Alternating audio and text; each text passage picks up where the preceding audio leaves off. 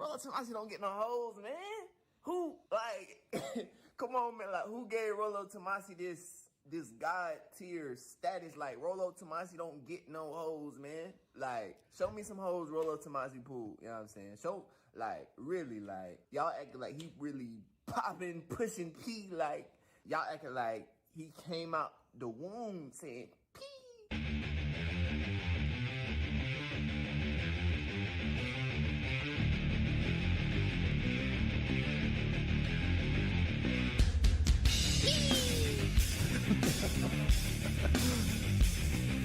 I couldn't resist. That's too perfect for this thumbnail.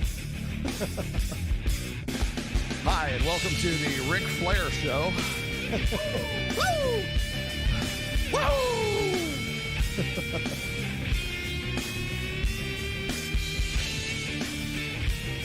How does Rollo get with all these girls and resist all this temptation? Oh, man, we're going to get into it today.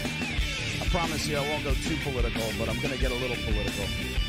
We got another one coming up, too. We got Access Vegas coming up on Tuesday. That is going to be the 5th on election night. Boy, that's going to be a fun one.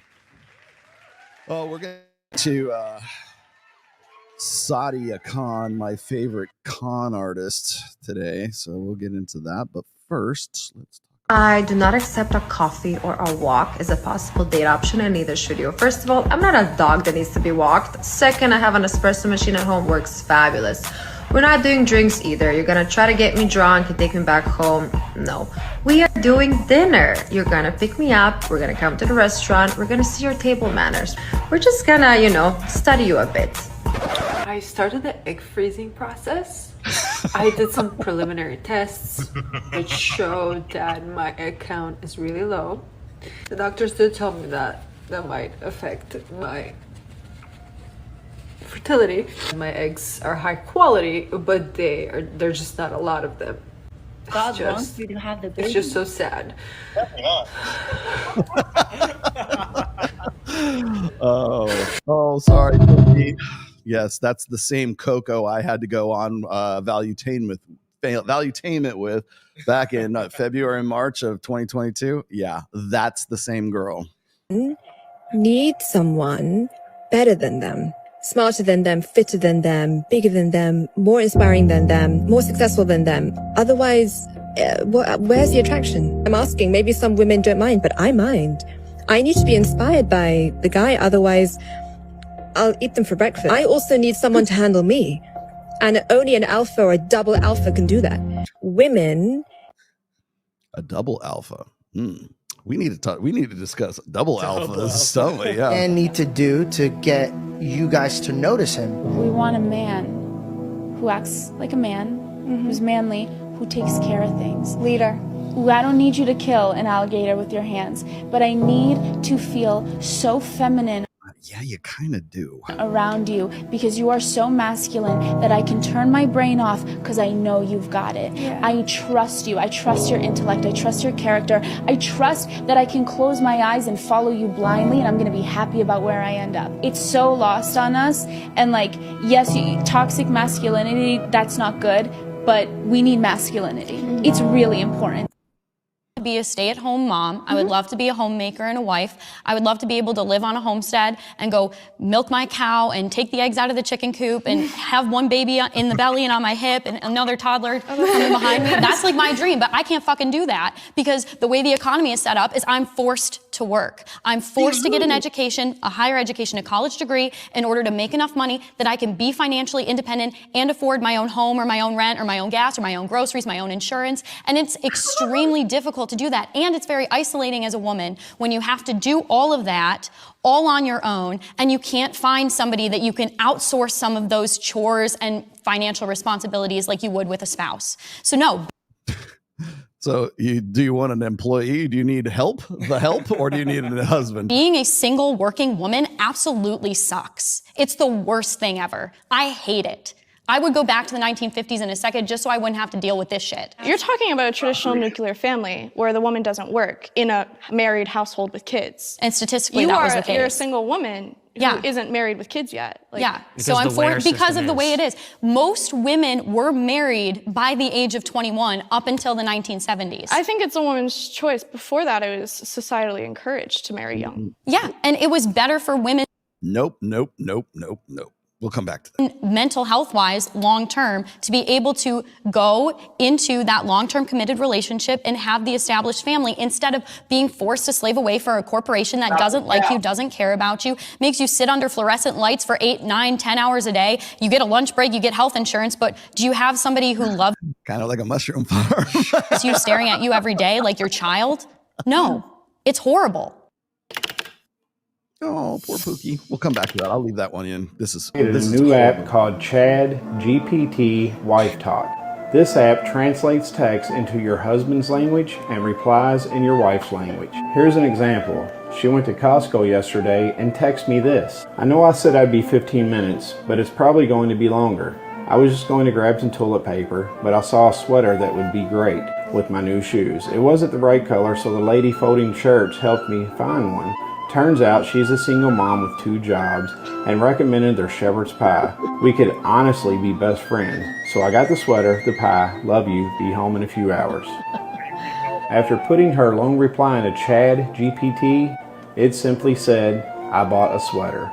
I replied, awesome. And Chad GPT sent this. Oh wow, that sounds like quite the adventure. It's almost like fate stepped in. New sweater, new friend, and shepherd's pie. What a day. Love that you made the most out of it. Can't wait to see the sweater and maybe try some of that pie. Love you. This is a game changer. This is literally the episode of South Park. Yeah. Not be emasculated. If you have any sort of sense of you being enough, you being a man is simply enough. Nobody can take. No, it's not, Justin. It will never be enough. And I'll explain to you why someday when you admit that you are basically on the take from, diverting hate. Take away your masculinity. Nobody can take away your gender. Yeah. That's not possible. Yeah, but you can take away other people's traffic to get to your bullshit man bun fucked up this influencer fucking site.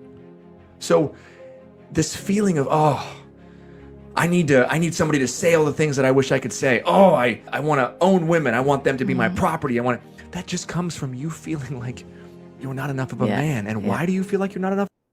No, it actually comes from evolutionary psychology, and actually it's called mate guarding. Of a man? Because of the system that's telling you that you're not. The system or 200,000 years of evolution? When in reality, if all of us men could understand that innately who we are, as we are, is enough, we wouldn't have... Yeah, innately, we want to fucking own our bitches. You are correct. Any desire to be like that. He would not have millions of followers. He would not be making money.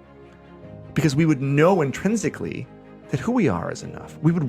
Yeah, but somehow intrinsically we don't. It's so fucking so weird about want that, strong, badass women like you, Liz. This is a strong, badass woman. Like, see that face? See that face? That's the oh god, he's doing it again face. That's what we would crave, because it's in that friction, it's in that learning from women like you that then we can grow, not just as now we're actually the women and you're actually the man, but as people. So I think he's tapping in to a deep sense of insecurity, which, as we know, real men don't have. Bullshit. That's all I gotta say. It sounds to me like you're not tapping anything, so we'll just keep going here. Fucking pussy doesn't get wet around your man. Don't marry him. Don't fuck him. Get rid of him. You should be soaking your dress, your pants, whatever, before the man ever gets a chance to have sex with you. Ways men fail at seducing me. The first one is showing me too much interest in the beginning. I get it. He thinks I'm pretty, but if that results into him asking me question after question. Have you ever had a dream that you had? I'm gonna get bored real quick. No one likes an interview. 2, when he doesn't make a move. I mean, if we've been chatting all night and I've been laughing at his jokes, he might have even bought me some drinks. But the only form of escalation is him asking me for my number to hopefully build that attraction later on through text. I'll pass. It's in women's nature to be attracted to a man who knows what he wants and isn't afraid to get it. And 3, he ignores my friends. I'll put it to you like this. I've known my friends for years, and I've known you for 5 minutes. If my friends don't approve of you first, there's going to be no second alone with me. See? Yeah, Follow for more content or book a call from the link in my bio.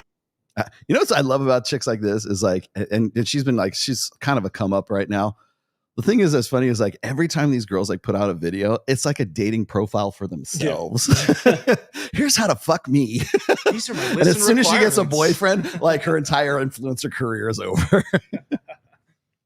Gentlemen, please do not let feminism, social media tell you or make you think that we don't need you. Trust me, women are craving masculinity. They're craving men. We need you. We just want to come home and go to sleep on your chest. We just need to wake up next to you knowing that you're there. We just need to be able to call you when we're having a weird day. So basically want a stuffed animal and a girlfriend. Bad day. You're the only one we want to call. I'm going to call my man about that. I'm going to call. Let me see what my man says. Let me ask my man. We need you. Do not let feminism make you believe that you are not wanted. It is. You know what I need? I need a real enthusiastic blowjob. That's what I need. Let's deal. Far from the truth, as women are all lying to themselves.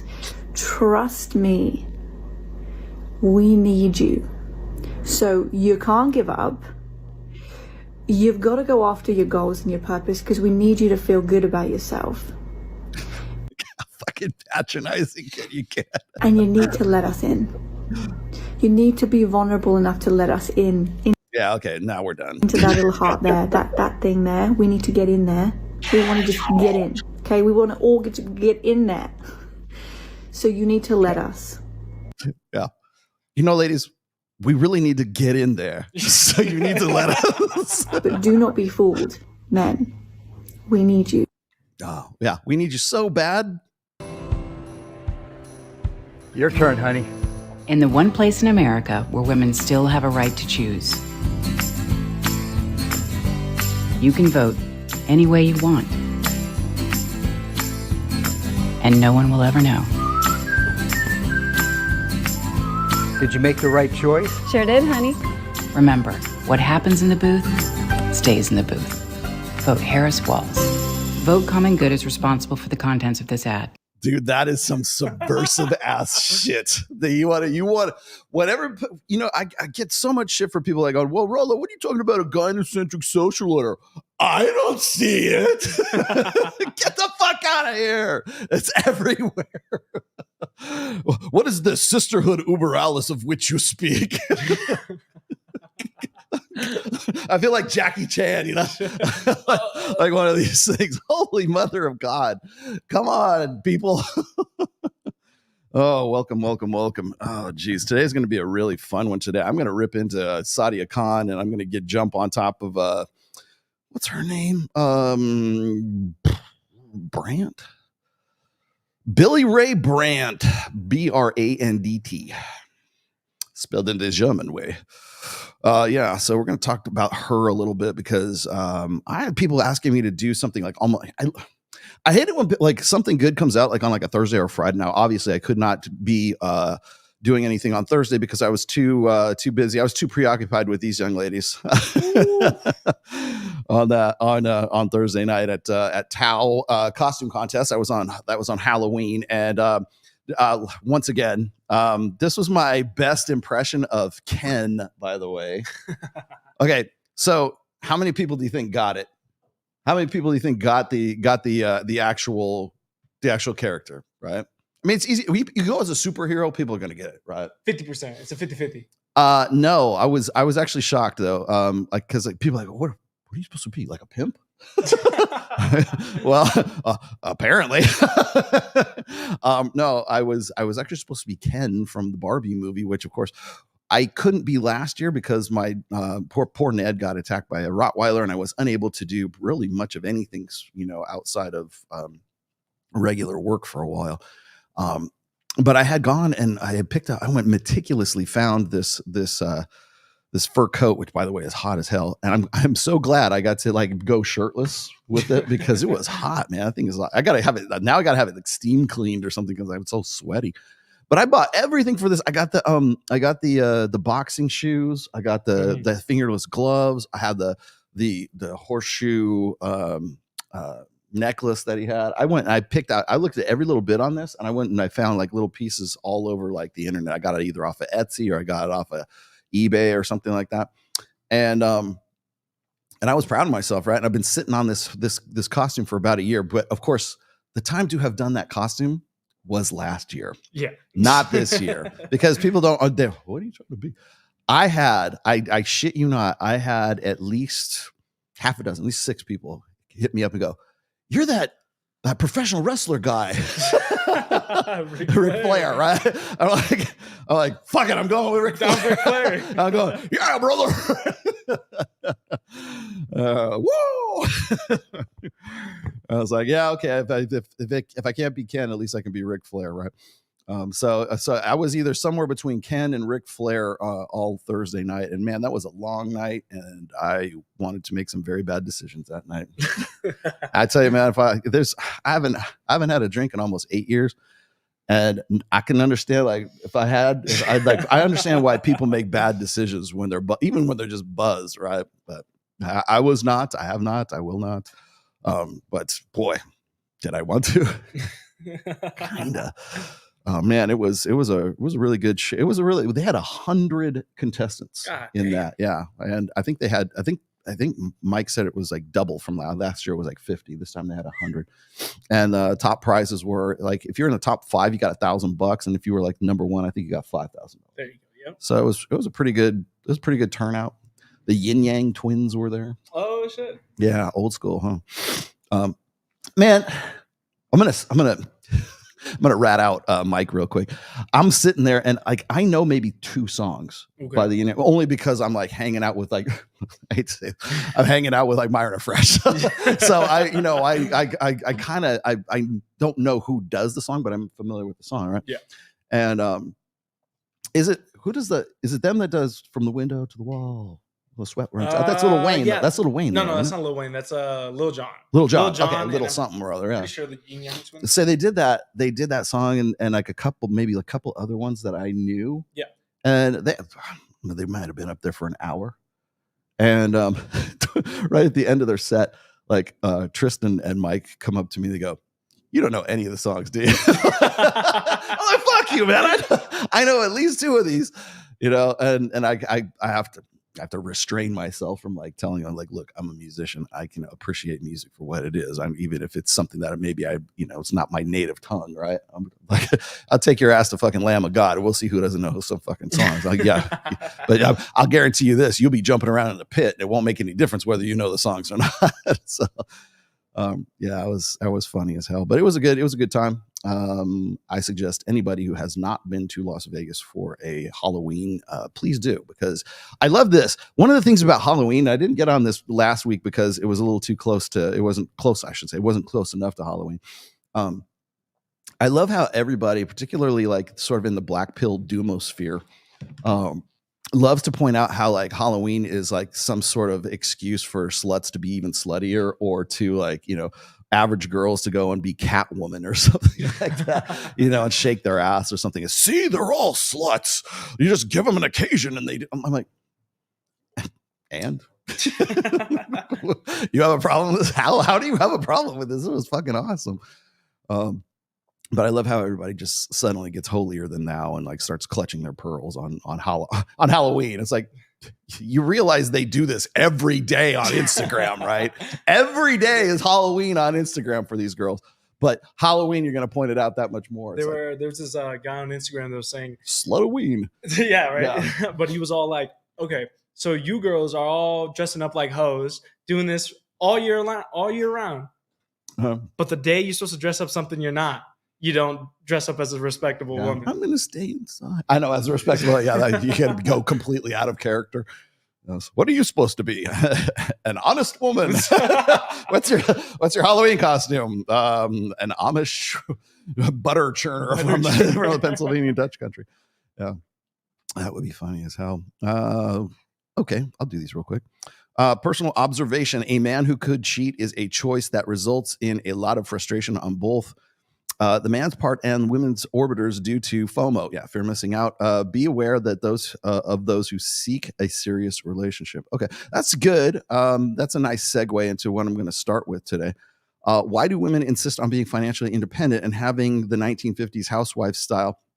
You can't do both. I presume you're referring to the girl who wants to be a rancher's. That video here. I'll come back to that because that's kind of like part of what I wanted to get into today. I have two main things that I wanted to get into. I'm going to talk just a touch about politics, only because that whole Kamala Harris advert at the end. I mean, these things are just like that was Julia Roberts, by the way, who was in that was the girl with the hat on and everything like that. I didn't even recognize her at first because she's kind of looking a little haggard. But I love how it's this bedazzled, MAGA, American hat. And it's funny. It's like even Democrats, they still characterize like Republicans as like the people who like wrap themselves in red, white, and blue. It's like, oh, they're the patriotic ones. Yeah, that should tell you something. But again, I will give you my caveat and repeat my policy here one more time. I don't get into topics of politics or race or ethno-nationalism or the little hat guys, whatever the fuck we're called, elves. I don't talk about religion. I don't talk about race, religion, really ideological stuff, all that, but to the exclusion of everything else. Like if those subjects cross over into intersexual dynamics, then everything's fair game. So clearly I've written a book titled Religion. So obviously religion's not off limits, but I always keep my commentary or whatever it is that I'm referring to when it comes to those particular topics, in terms of how they relate to intersexual dynamics. So if I'm talking about religion, I'm talking about how like maybe we're talking about like prearranged marriages, maybe we're talking about premarital sex, maybe we're talking about like, Christianity, Islam, Judaism, Sikhism, Hinduism, Mormonism, whatever, Amishism, are all red. They're the real red pill. Eastern Orthodox Christianity from the confluence of 1867, where there was a schism between this pope and that pope, and there wasn't really a pope, and then suddenly that's the real Christian. And if you don't acknowledge that, Rollo, then you're just a heretic. You're just a pagan, which I am. I always try to sort of temper anything that I have to say about like race, religion, politics, with intersexual dynamics. So when I talk about the sisterhood uber alles, which is what I just talked about, which is basically, like I realize what the uber alles used to mean, but it means above all. It means it's basically it was political propaganda in the 1930s and 1940s. But it was uber alles just means above all, right? It's just it's the first priority, the prime directive. And the reason why I included that last clip in there is because it's a prime example of the sisterhood uber alles, meaning the sisterhood above everything else. So you could be sitting across from each other and you see each other's eyes, and it's like, I know. It's like this, like this telepathy. Oh, you're voting for, I think you're voting for who I am. You, yeah, yeah. It's the I've put this in many an essay, and this is also in my book Religion, and the fourth book Religion, where I explain. I literally have there's a chapter in there called the Sisterhood uber alles, and I discuss how being female, being a woman, being a human female is its own like solidarity. There is this victimhood class that is a sort of unspoken acknowledgement among women that we're all women, right? It doesn't matter. And I wrote this in the essay. I'm just going to paraphrase, but it doesn't matter what race you are. It doesn't matter what, political stripe you are. It doesn't matter what religion you are. Being female supersedes all of that. So it doesn't matter. Like you can say, I love it when women go, well, we hate feminists. Like, no, you hate the feminists that look like Lena Dunham. you're a feminist, traditional conservative Christian women are just as feminist as Lena Dunham, as the fuchsia haired, chick behind the, pouring you your coffee with the armpit hairs, right? You're on the same fucking team. And if the chips fucking came down, I use this example, and I know these are kind of old celebrities, but you had like Megyn Kelly, or you had Gretchen Carlson or whatever, and then you had what's that bitch from MSNBC? Looks like a man. What's her name? Somebody's gonna get it to me. Who's the girl from MSNBC with that looks like a dude? What is her name? I don't want to say his name. Somebody's going to give it to me. Anyways, Rachel Maddow. Yeah. If you'd say, if it's Rachel Maddow and those two, you could have them on the same show and they would fight like cats and dogs when you start talking about politics or religion or a woman's right to choose, all that. They would fight. You put Rollo Tomassi on the same show and they will lock arms and they will be like, we are women, and how dare you talk shit about us? And that trust me, they will find solidarity in just being female. I guarantee you that. And that's just basically how the female psyche works. Remember, it's collectivism, it's communitarianism. And I brought this up on God knows how many different times, but that's just simply how women organize societies. If you give men political power, they organize it in hierarchies. That's why we have a president, and that's why we have the vice president, and that's why we have the secretary of state, and then everybody in the cabinet members. And then when you have the military, you've got the admiral, and you got the general, and I'm going to butcher the chain of command, but you understand what I'm saying, all the way down to lieutenant, corporal, private, whatever. Because that's how guys work. We organize societies in hierarchies. And even our workplace. You want to know why things are so fucked up when we let women into the workplace? It's because you're trying to mix women's psyches with how to organize that workplace, the American workforce, right? Work culture, corporate culture.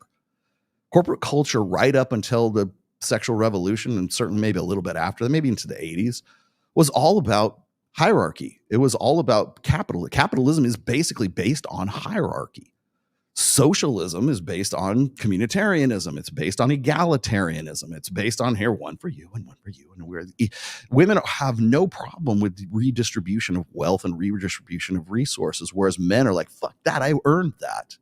Why? Because if I have this amount of stuff, that means that puts me at a different status and a different hierarchy on that hierarchy level. Whereas women are just like, it's okay. We're going to take all this money. We're going to give one for you and one for you and one for you and one for you. And Susan, you're pregnant. Here's 2 for you and 1 for you and 1 for you. Right? That's how you get the participation trophy mentality that's so common right now. That's how you get a Justin Baldini. He's talking like a chick. Justin Baldini is voting for Kamala Harris. I am there. I'm 100% confident that that's the way that is. I'm going to cancel out your vote, Justin. And not because I think Trump is like the greatest, candidate, but he's better than the alternative. For the last 4 elections, I think I don't think I've ever been excited about a fucking presidential candidate in my entire life, right?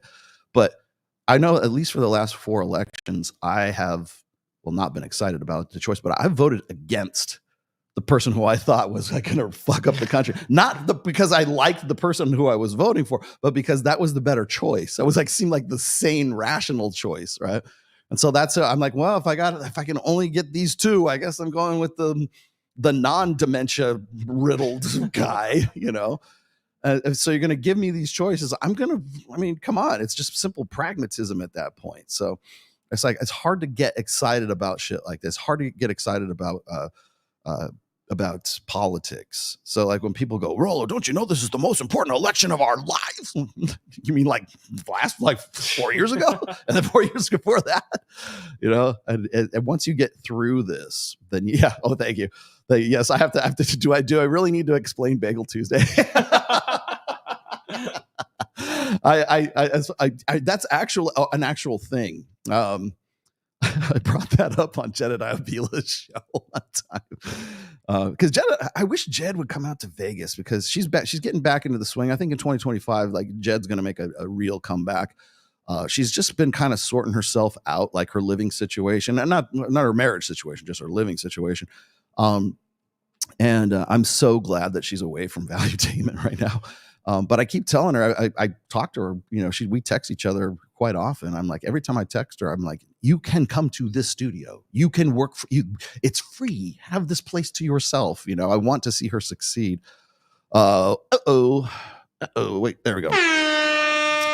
Is pre-selection the same reason why women are attracted to a man with his child in public? Or is it just because the child is cute? A little of both, but the pre-selection style. Okay, so would you like? I can explain both of those. Pre-selection, yes, but also there's actually a third reason too. Pre-selection meaning like, okay, well, some bitch thought that this guy was good enough to have a kid with, and so therefore he's got his own kid. So he must be, some girl literally had to pre-select him because there's the evidence of the child that's right there. Of course, it could be your nephew or your niece, or it's like you're borrowing the little dog. I'm gonna go walk can I walk your dog around the park? Why? No reason. But it shows it's proof of concept, right? It's a proven commodity. You're already a father, and I'm looking for a guy, like women, especially depending on the age and everything, they're looking for a guy who has qualities of parental investment. Well, clearly, if you have a child, you are parentally invested in this child already. So mark that on the checklist, and you can move on. So pre-selection in the way, yes, in pre-selection, but only in the way that like it's proof of concept, or it's proof of commitment, or it's proof of this guy is the kind of guy who is parentally invested, or would be parentally invested in any future offspring she might have, because some other bitch had a kid with him and now he's parentally invested in this child. Yes. Is it because the child is cute? Yeah, that's added benefit. So are little dogs. Little dogs are cute too. So it's the same sort of dynamic about like little nasty white. God, I like pretty much every dog. I do. There's only one breed of dog I really kind of. Which? Westies. Westies? West Highland Terriers. Oh, I hate any and all small dogs. I like pugs. I like pugs. Pugs are cool. I can't do it. I've been playing with bigger dogs. I think it just depends on if it's a small dog and it's like obnoxious, like a pug. Yeah, I'll take a pug, but no, I'm all about real dogs, like greyhounds. Anything else is just a dog. So yeah, let's. The Overton window keeps shifting woke. Do you think even vanilla red pill creators, Evo Psych Bros, will be demonetized and censored in the future? Yes, I do actually. Hold that thought, MCD, because I'm going to be getting to that. And I actually have that is in my notes today. I can see Justin being a closet Trump supporter. Closet? There's literally pictures of Justin shaking hands with Donald Trump. Pictures with his there son. is no closet here, Rational Redneck. Justin is most definitely a Trump supporter. He probably has a closet in his basement with a computer he uses to post all right news. No, he's quite proud of his all right. I think I'm fairly confident in saying, because I don't have them with me. He sends me these pictures all the time. Maybe I do have a picture of him. I might have a shot of Justin Waller with President Trump. I know for a fact he sent me these before. I'd have to go dig it up, because Justin Waller is a family friend and sends. Well, I have two threads with him. I have my personal thread with Justin, and then there's a thread of me, Justin, his baby mama, whose name I'm not going to mention, my wife, and like we share family pictures and stuff like that. I don't think people realize just like how close I am with Jay. So, but in that one, he sent this picture of like it was him with just Donald Trump. And I don't know if that's because he like contributed money to the campaign or what. It's probably, I don't know. But anyways, it's good press for a guy like Jay.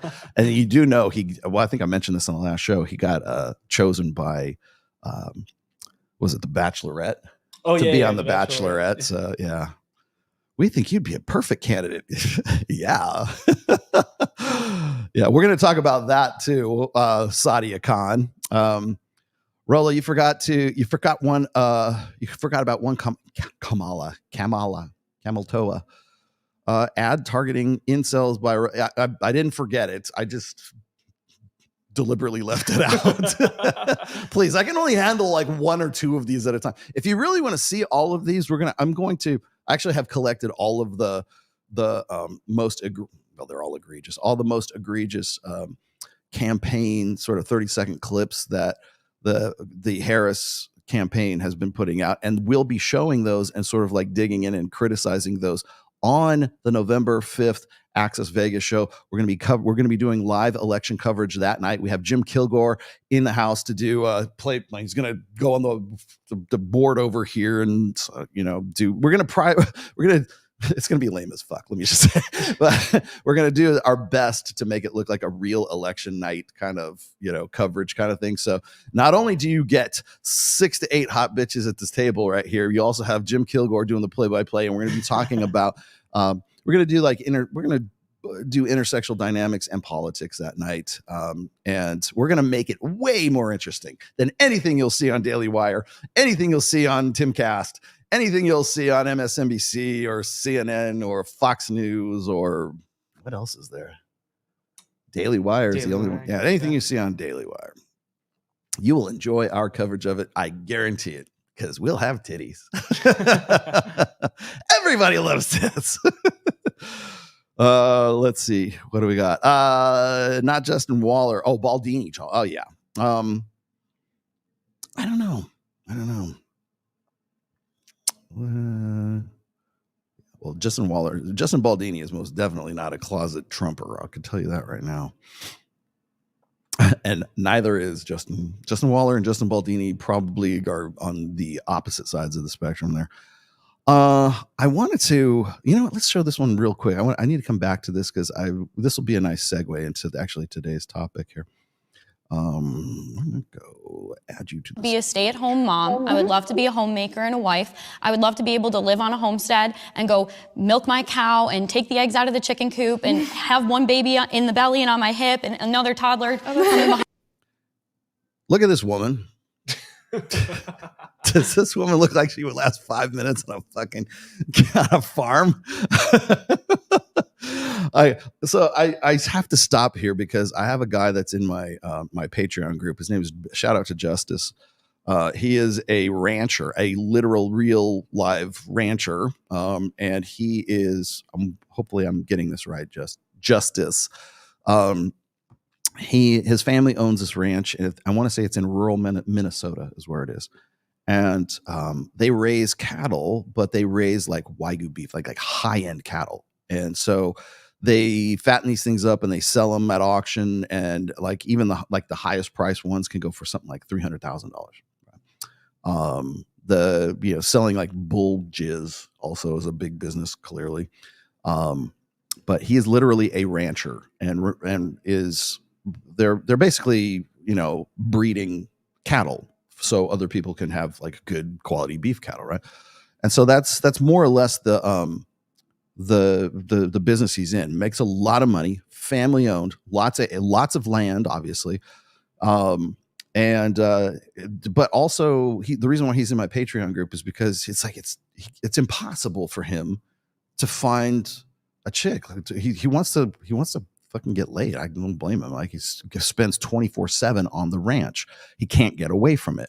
And when he can, I'm not saying he can't always get away from it. He can get away for like maybe a day. You take a break once in a while, but he's got so much responsibility. And like, we talk about this all the time, how being on the ranch is like, you have all these guys like, Jocko Willink. It was like, get up at 4 a.m. and go do pull-ups and pay the rent, brother.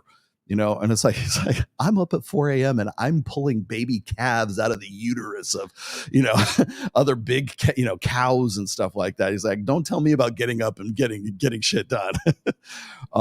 But I think one of the things that one of these sort of, it's just like almost like urban folklore right now is chicks like this. Let's let her. I mean, that's like my dream, but I can't fucking do that because the way the economy is set up is I'm forced to work. Okay. No, you're not, because you're a female. And lady, I can introduce you to Justice tomorrow and we can set that up. I can arrange this. Just assuming you find her attractive, Justice. I don't want to put words in your mouth, but I can arrange that. We can do this right now. How awesome a reality show would it be if I could get this chick and I could put her on a show and I could say, okay, well, here's your dream come true. Justice is a good looking dude. He's like 32 years old. Yeah. He's in very good shape because he's working on the ranch all the time, young, in shape, has money. Yep. But it has a lot of responsibilities and he's forced to work on the ranch. So does this woman look like she would be capable of getting up at 4 a.m. and like reaching into the birth canal of a cow to pull out the baby cows? Really? Get the fuck out of here. There's no way. And I think that it's like one of those, have you seen that meme where like it says, would you live in this house for like $100,000 for 3 months and no internet access and and people are like, I would do it for free. Get out. Fucking get out of my face. You would not do that. Yeah, I would. If I had a good book and I could read Marcus Aurelius. And the thing is like, yeah, who wouldn't? It's only 3 months. I would do it for $100,000. Fuck yeah, I'd do it. I'd sit there, finish the book and say, here, I'm done. As long as I could fish. Like by that little creek that's like, right, because there's always a creek, right? But it's like one of those, it's this sort of pastoral fantasy of women right now. I'm forced to work. I don't want to be in corporate America. I was sold a bill of goods. I would like to be a school marm. I'm forced to get an education, a higher education, a college degree in order to make enough money that I can be financially independent and afford my own home or my own rent or my own gas or my own groceries, my own insurance. And you notice that? Me, my. Mm-hmm. I'm forced to do this. Why? Because I need to be able to. I'm forced because I have to afford all of the. I have to be an adult. I have to actually be an adult. I have to actually pay my bills. Well, this was what you signed up for, kiddo. You know, this is what you wanted. This is what the Sisterhood Uber Alice wanted for you. That's for damn sure. You're going to be the one that's going into the polling booth and looking at a cross. Yeah, okay, Kamala. Yeah, you keep voting for Kamala, and this is where you're going to be at, right? But the idea that she's like this is what I've written about in the past. If you're in my Reignite program, it was in the last module. It's in module 8. I was talking about hyper agency versus hypo agency. Hyper agency is when you affect your will upon the world. And when the ideology, the mindset of hypo agency is the world happens to you. And that's really where she is. The world happened to me. I had no say in this. I had to do this. No, bitch, you had say in this. You could have, if you thought it was going to be such a great, she could do it now. Why not? I'll introduce you to Justice. You could go work on the ranch and pull bull jizz out of prize livestock, right?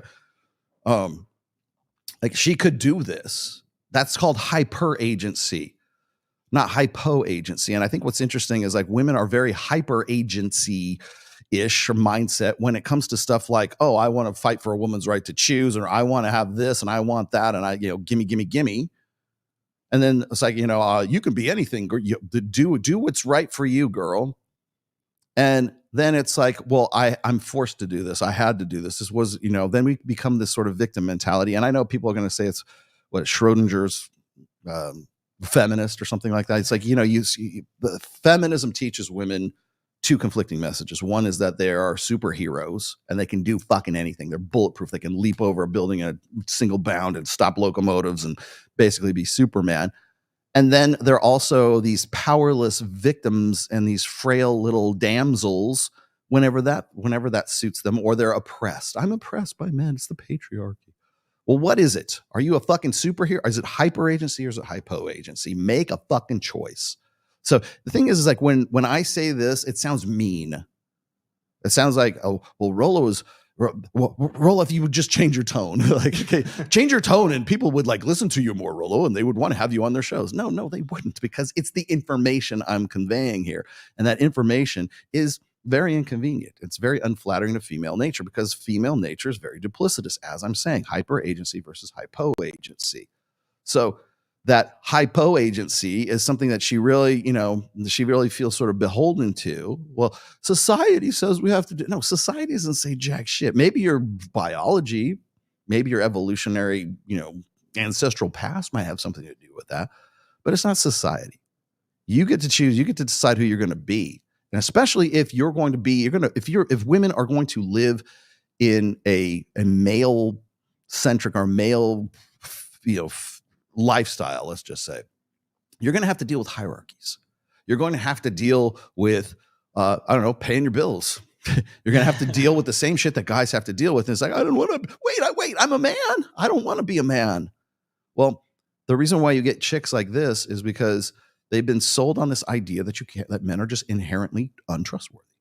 And if you're untrustworthy, women need basically two things in life. They need hot fucking monkey sex and they need long-term security. That's alpha fucks and beta bucks. So what she just described here about like, I'm forced to get a job. I'm forced to get an education. I'm forced to pay my bills. I'm forced to be a fucking adult. All of that, men are like, and because to be a man is to at least in economic terms, to be a man is to produce a surplus of resources, is to produce enough for yourself, pay your bills, but also make more so that if some chick wants to be, I don't know, live on a Amish, farm somewhere with a baby in a hand and churning butter or whatever, like then I can afford for us to live out this fucking fucked up fantasy for a little while. But that to be a guy in economic terms, I'm not going to get it. I'm happy to talk about like conventional masculinity, but in economic terms, to be a man is to create a surplus of resources, not so you have enough for yourself and any future offspring and to have a wife and everything, because it's going to take. She needs calories, man. Bitch got to be fed when she's pregnant. But now she's complaining about being in a man's world when she was sold a bill of goods, probably from the time she was watching Disney Channel, watching Moana or whatever the fantasy was. It shows that women can do fucking are superheroes, right? That's all it is. If you look at like the Disney stories and movies and cartoons and stuff like that, that they're all for girls. They're all for. There's not. It's just hard for me to like really think of a popular Disney movie that has not pandered to young little like small child girls. Like boys are just kind of like there as like sort of they're accessories for the girls there. Moana and God knows whatever else, right? But it sells women on a girl like Brave. Remember Brave? Oh my God. Arrow. Right? She's a little redhead girl, right? She can do anything. But we sell this superhero narrative to women, and then once they start following a male-centric life path, they realize it kind of sucks because men and women are different, right? But women can't trust men. Men are inherently untrustworthy, and so to get to that beta bucks, provisioning, protection, and parental investment, you've got to be able to pay your bills, to get, to go to school, to get a decent job, to do all the things she's just been complaining about. Everything she just said, every article she just mentioned right now directly relates to women's long-term security that she feels like she's had to provide for herself. And she says this is kind of fucked. And so it's men's fault for not being able to give her this pastoral lifestyle with a kid in her belly and one on her hip, right? So it's ridiculous. It's extremely difficult to do that, and it's very isolating as a woman when you have to do all of that all on your own, and you can't find somebody that you can outsource some of those chores and financial responsibilities like you would with a spouse. Yes, I can't outsource my financial responsibility. I can't find a dude to outsource my financial responsibilities. Are you even listening to yourself? It's like you don't want a husband, you want the help. That's what you want. You need like the servants' quarters. I don't want to fuck him. I just want him to have servants' quarters and to outsource the responsibilities to this guy, right? Because God knows I want to live on a ranch somewhere. So no, being a single working woman absolutely sucks. It's the worst thing ever. I hate it. I would go back to the 1950s in a second just so I wouldn't have to deal with this shit. You're talking about let me stop right there because the little girl is annoying as fuck. So let's get her. She is. Wait, you're talking about the nuclear family. Oh, get really? That one in 12th grade or 8th grade, did you? What teacher taught you that? Mrs. Schwartz in 10th grade. What you got here? I asked my wife before the title of this stream, and she paused, smirked, and said, yeah, since then I have worked to be that man. Yes, I love the masculine men for Harris ad. Of course. Yeah, the masculine men for Harris ad. Did you see that one too? Dude, that's the state approved masculinity that these motherfuckers at Diverting Hate have been redirecting my traffic to. I had somebody hit me up. It was either in the comments of I think it was in the comments of one of my other previous videos. And it says, Rolo, I can't find your stuff. I subscribe to you and it doesn't show up it's not in any of my impressions. Like for instance, I prepped the show kind of early today, even at least 3 hours prior. And people are like, oh, I have to search out for, whenever the next show comes. And by the way, if you're watching this show right now, it's 1 p.m. Pacific, 4 p.m. Eastern on Sundays every time. So that's always when I'm on. Okay. Whether or not it comes up in your impressions or whatever else on YouTube. I'm hoping that now that we're in November, that the charter for Diverting Hate is going to fall off, and maybe I'll get unshadow banned. Ha ha. But me and Aaron Clary have been sort of comparing notes as far as our traffic and our subscriptions and everything. We are most definitely being censored right now, and have been for over a year. So like and I'm going to get into this a little bit later when I talk about Billy Ray Brandt's bullshit. One of the things that really pisses me off, by the way, you want to find a way to piss me off, compare the red pill to feminism. That's just the flip side of feminism. No, it's fucking not. You know why? Because feminists aren't on a DHS fucking watch list. Feminists don't have NGOs trying to prove that I'm radicalizing incels that are now apparently domestic terrorists, courtesy of the same people who are doing the fucking censorship, courtesy of the same assholes who are doing these fake ass fucking research, studies or whatever the fuck they are, so they can get their goddamn doctorates in, I don't know, evolutionary psychology or something like that. Also, the DHS can go, well, good enough. One study, one research study. Oh, good enough for me. I guess they're all fucking terrorists. Yeah, that's really because that's all it took. These are the same people who are you looking at, masculine men for Harris? That's what they want. That's the state approved masculinity that they're redirecting my traffic, Rich Cooper's traffic, Aaron Clary's traffic. Stardust? Stardust? What did he do to you? Or Fresh and Fit, or even Pearl. And Pearl's demonetized. Thank God. and Myron and Fresh demonetized, right? It doesn't really make any difference for them. It does to me, man. It's kind of fucked up, man. I look at my subs and they're like, I'm basically flatlined on my subs. I have like millions of watch time hours. I have flatline subs. Like there is definitely that is not organic right there. Because I see my stats and my analytics, like they send me like an update every month in my email for YouTube, right? And my subs flatline. And by the way, just this channel, not on the clips. The clips we're still making progress on, because that's not a channel that's on the watch list. Just this one is. But so when people tell me, oh, well, Rolo, you guys are creating a hopeless situation for men, and the manosphere this, and wah, the fucking red pill. Wah. Yeah. Trust me, feminists don't have the DHS up their ass, okay? They don't have Diverting Hate NGO up their ass, diverting their traffic to guys like Justin Baldini and the same people who are in like the masculine men for fucking Harris. When that happens, we can have that discussion. Until then, shut the fuck up, okay? Because until there is a government fucking program meant to limit the free speech of feminists, you can get the fuck out of here with that. Oh, it's the flip side of feminism. No, it fucking isn't.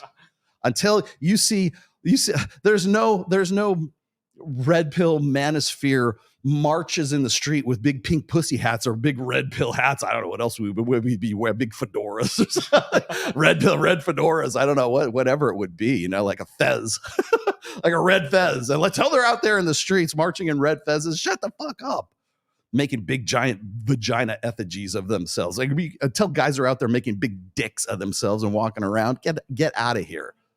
Until there's been 200 years of red pill, then I don't think you have a fucking leg to stand on with that. Like there's until we can like talk about like what the Selective Services Act, go to hell. I mean, come on. And how is this not obvious to you? Well, it's not, because they don't care. They simply just care about clicks is what they care about. More masculine dudes for Harris or the Village people. Yeah, they do. Who gets to be the road construction guy? Was it road construction guy? The cowboy? There's a cowboy. There's a policeman. Then there's the Indian chief, right? And then I'm trying to think who else is in there. That's at least 4. I know there's probably like 5 or 6 of them. How many Village people are there? God, Village people. Okay, I think that's it. I didn't want to belabor that too much, but like I wanted to point out the fact that like whenever I listen to women talk about, well, I didn't choose this life, it was foisted upon me by society. Yeah, a gynocentric social order that you vote for every fucking 4 years. You know, like I love it when Aaron Clary is the king of this. I wouldn't even like pretend to steal his thunder on this, but like every time there's like riots in the street, or every time there's like some poor woman gets gets clocked on the subway in Manhattan or whatever else, and like, where are the men to defend this poor woman? First thing out of Aaron's mouth is like, you voted for this shit. They're nowhere to be found because they were trying to vote against your best for your best interests, right? Oh God. Oh, you want to get into that? Why not? Let's do that right now. I have her already queued up, so I might as well jump into it. Let's start. Who should we start with? Let's start with Billie Ray. Billie Ray.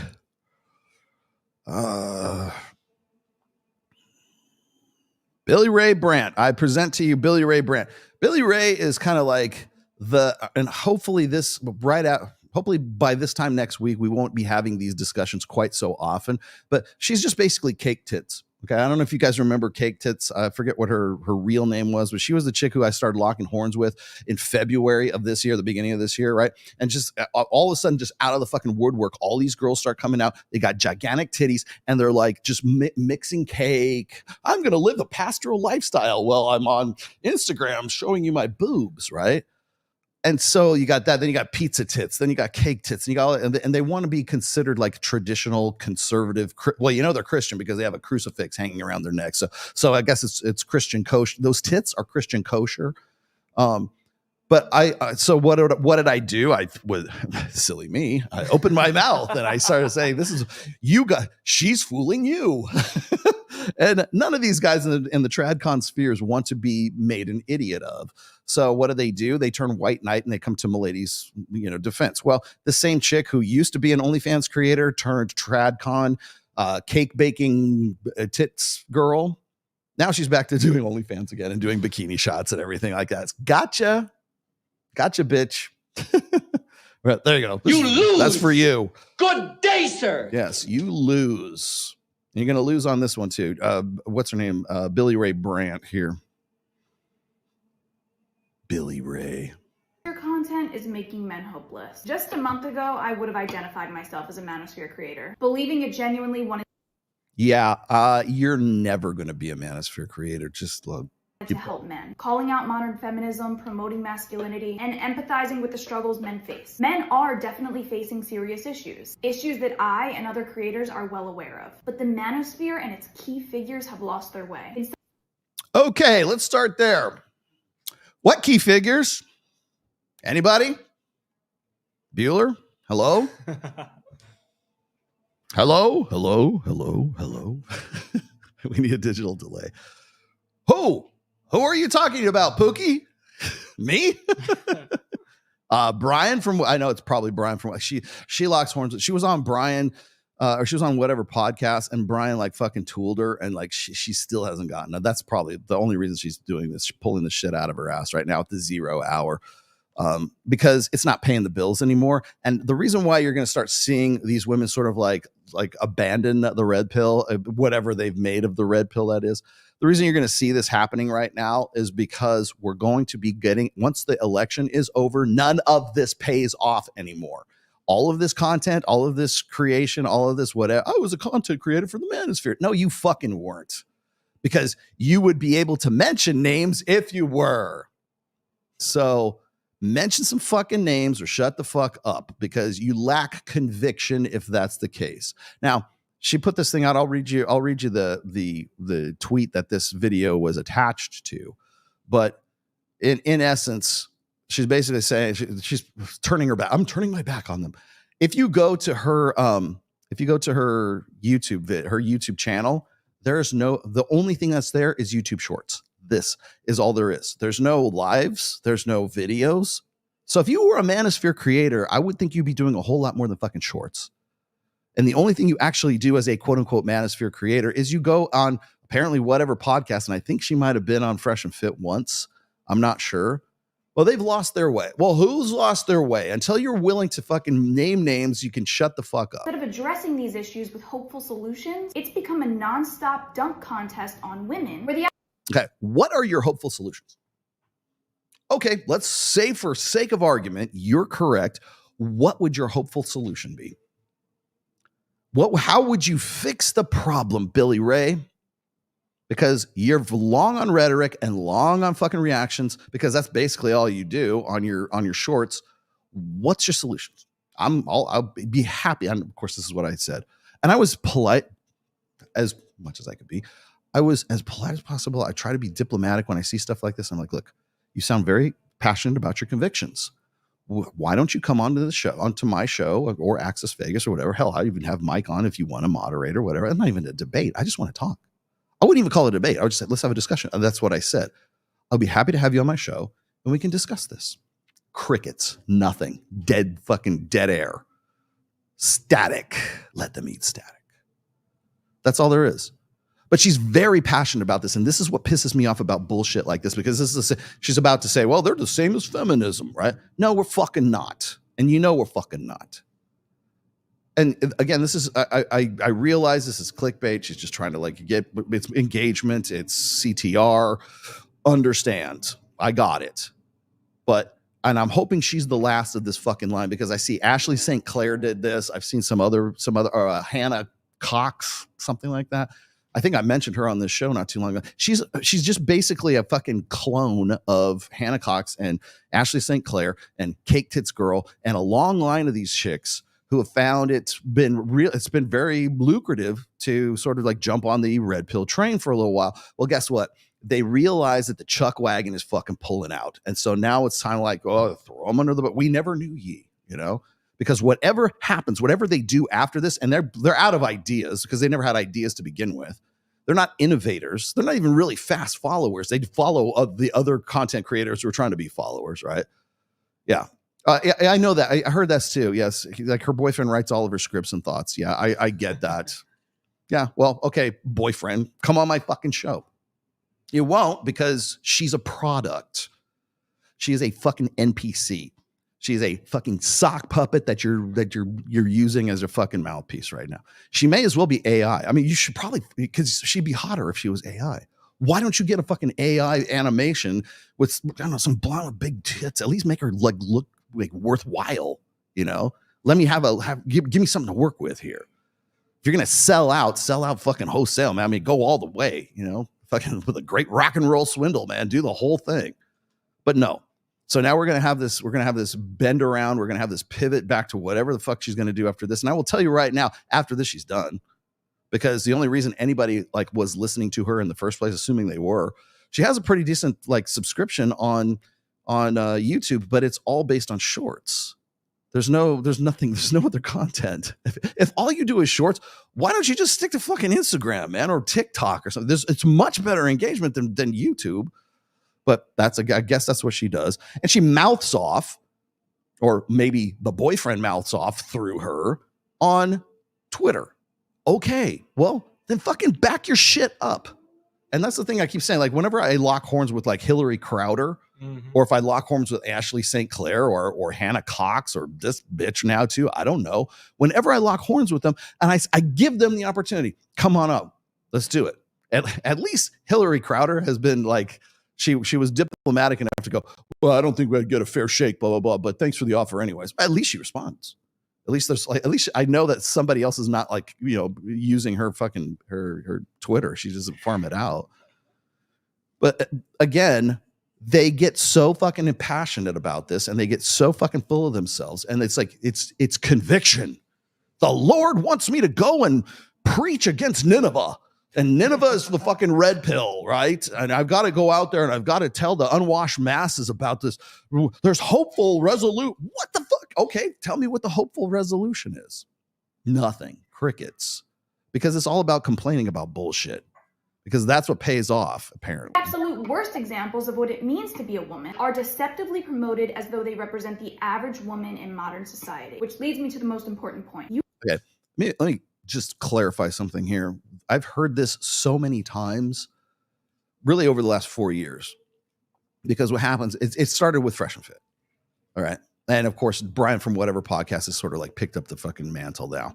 But the idea is this is like those girls are cherry picked. Like those girls that are on Fresh and Fit, they go and they grab the right ones off of fucking Brickell, Biscayne Bay Boulevard, and they just fucking, hell, you look like a ratchet hoe. Come on over here. Like they don't do that. And I can prove to you they don't, because they keep very meticulous records of each one of these girls, where they came from, how old they are, whether or not they have a college degree or they don't, whether they're on OnlyFans. Some of them, like a good portion of them are. But it's not like they go out and just specifically look for those particular chicks, because it's Miami. The girls come to them. After a while, the girls started sourcing themselves, obviously, but it's a tourist spot. So if they go out and they're sourcing these girls at either the clubs or whatever, or somebody knows somebody, right? It's not like they don't even know most of these girls who come on the show, or at least in the early days, certainly for the first 2 years, maybe the first 2.5 years. But they have and I've read them before. Big Mo sends me like the most updated, and if you're watching, please send them to me now. He'll send me the stats, the breakdowns, like what states these girls come from, what some of them from outside the country, how old they are. They've had girls that are on there as the old as 47, and they've had girls on there as young as 19. That I know. And so there is a very wide demographic, but the presumption. And I had to, by the way, I had to correct Jedediah Bila on this too. The presumption is that they're handpicked, and they're meant that way to make the worst of the worst, to make girls seem like they're worse than they are. They're not the average girl. No, they are. They are by any polling, sampling, by any sort of research standard. They're very much a random pool. And I don't know how Brian from whatever podcast does this. I know she has a big beef with Brian, and I don't know how Brian sources his chicks, but like from the girls I've seen on there, we got better, hotter chicks in Vegas. I would, if she said something like that about us in Vegas, I'd be like, well, it is Vegas, But you can't say that about Brian. You can't say that about whatever podcast. I mean, yes, does he get Gorlock the Destroyer on there? The big, like a big fucking mountain of a woman, whatever, a guy, whatever it is. I don't even know what it is. Right?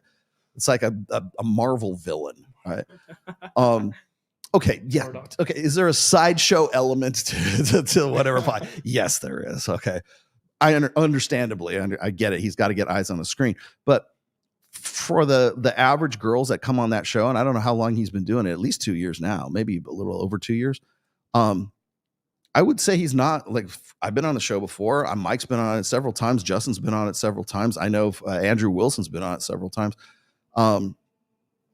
They're a pretty, I don't say random sample, but they're certainly not specifically picking women to make them look bad.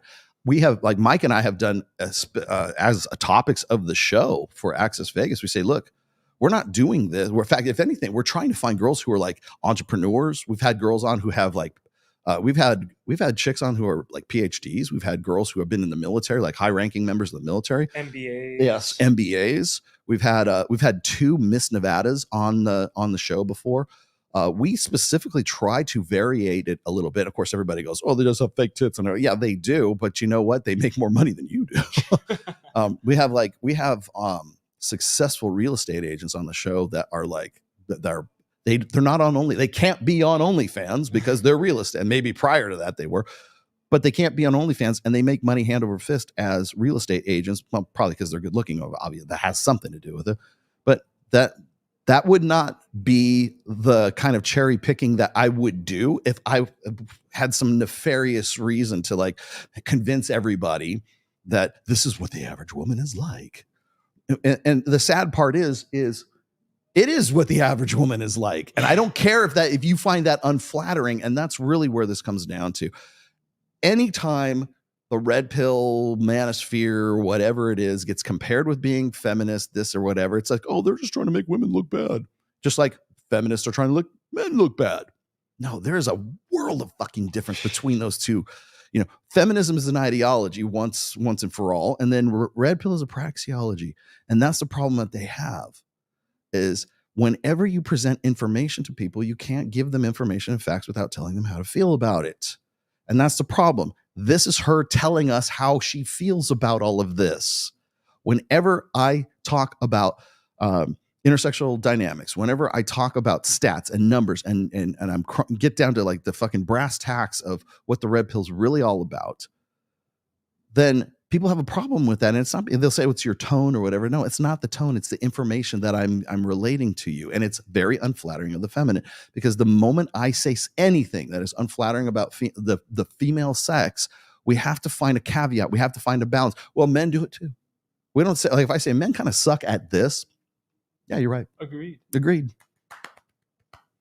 If I say women kind of suck because of this, yeah, but men do this too, right? There always has to be sort of a follow, like a but yeah, but, or it's whataboutism. What about men?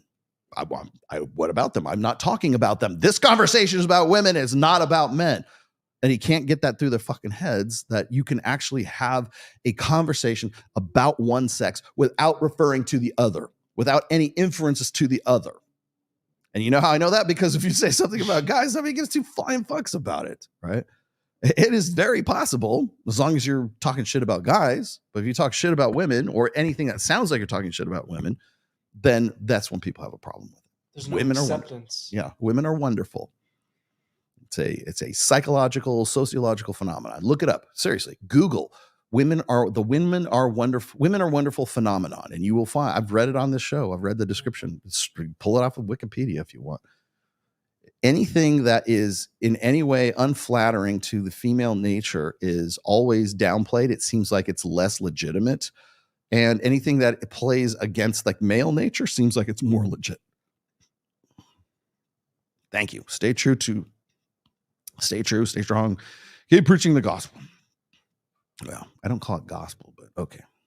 I will. Wait. She's not a Christian! There you go. What did you say? I always get notified of your for your content. Does that mean the algorithm thinks I'm too far gone to bother? It might be because you've been watching me for a long time too. So, thoughts on DeSantis repealing permanent alimony last year? Is this a good start towards marriage reform? It would be if it was more than just one state. I don't know enough about how they're like repealing it or reforming it. I don't think it's necessary anymore. And you have to remember, if you know anything about, I discussed this with Jim Sexton. If you know anything about alimony laws, most alimony laws, and they're by state, right, are sort of vestiges of the 1930s Depression era alimony laws. And so they've stuck with us since like the Dust Bowl, right? Because when men could not feed their families, they would abandon their families, right? Well, if they did that, then they still had to be financially on the hook to support their kids and support their wives, their former wives. And so there was enough guys who were abandoning their family during that time. Now, alimony existed before that, but the laws that we know today when it comes to alimony were a great many of them were formed during the Depression era America that are still with us right now. And a lot of the sort of the circumstances and everything that sort of leads up to that make these things justified, those conditions don't exist anymore. So I think it's a good thing. Do I think it's going to, in some way, balance the equation between men and women? No, but The only thing that's going to do that is a male form of birth control, sooner or later. Rolo, do you think if Kamala wins, it'll change or worsen relationships between men and women? I don't think it's going to do jack shit, particularly in the U.S. Also, would women still be hypergamous then, or would female nature change? Female nature will not change no matter who is in office, my friend. That is one. It's like, do you ever watch Jurassic Park? Yes. And in Jurassic Park, they put the goat out for the T-Rex to eat, T-Rex, right? Yeah. And which is kind of laughable because it's a T-Rex. It's like a fucking hors d'oeuvre for a T-Rex, right? Sandwich. And the funny thing is, and I love this, I still stuck with me, is like T-Rex doesn't want to be fed. He wants to hunt. You can't repress 65 million years of gut instinct. That's what, when I'm talking about hypergamy, you can't repress 200,000 years of female gut instinct. It doesn't matter who's in office. It doesn't matter who's the president or the king or the emperor or whatever else. Women are men, women are women, and men are men. Okay. We're still the same machines and the same animals that we were when we walked off of the sub-Saharan African savannah and decided to colonize the rest of Western Europe, whatever it is. I don't know. We're still the same fucking machine.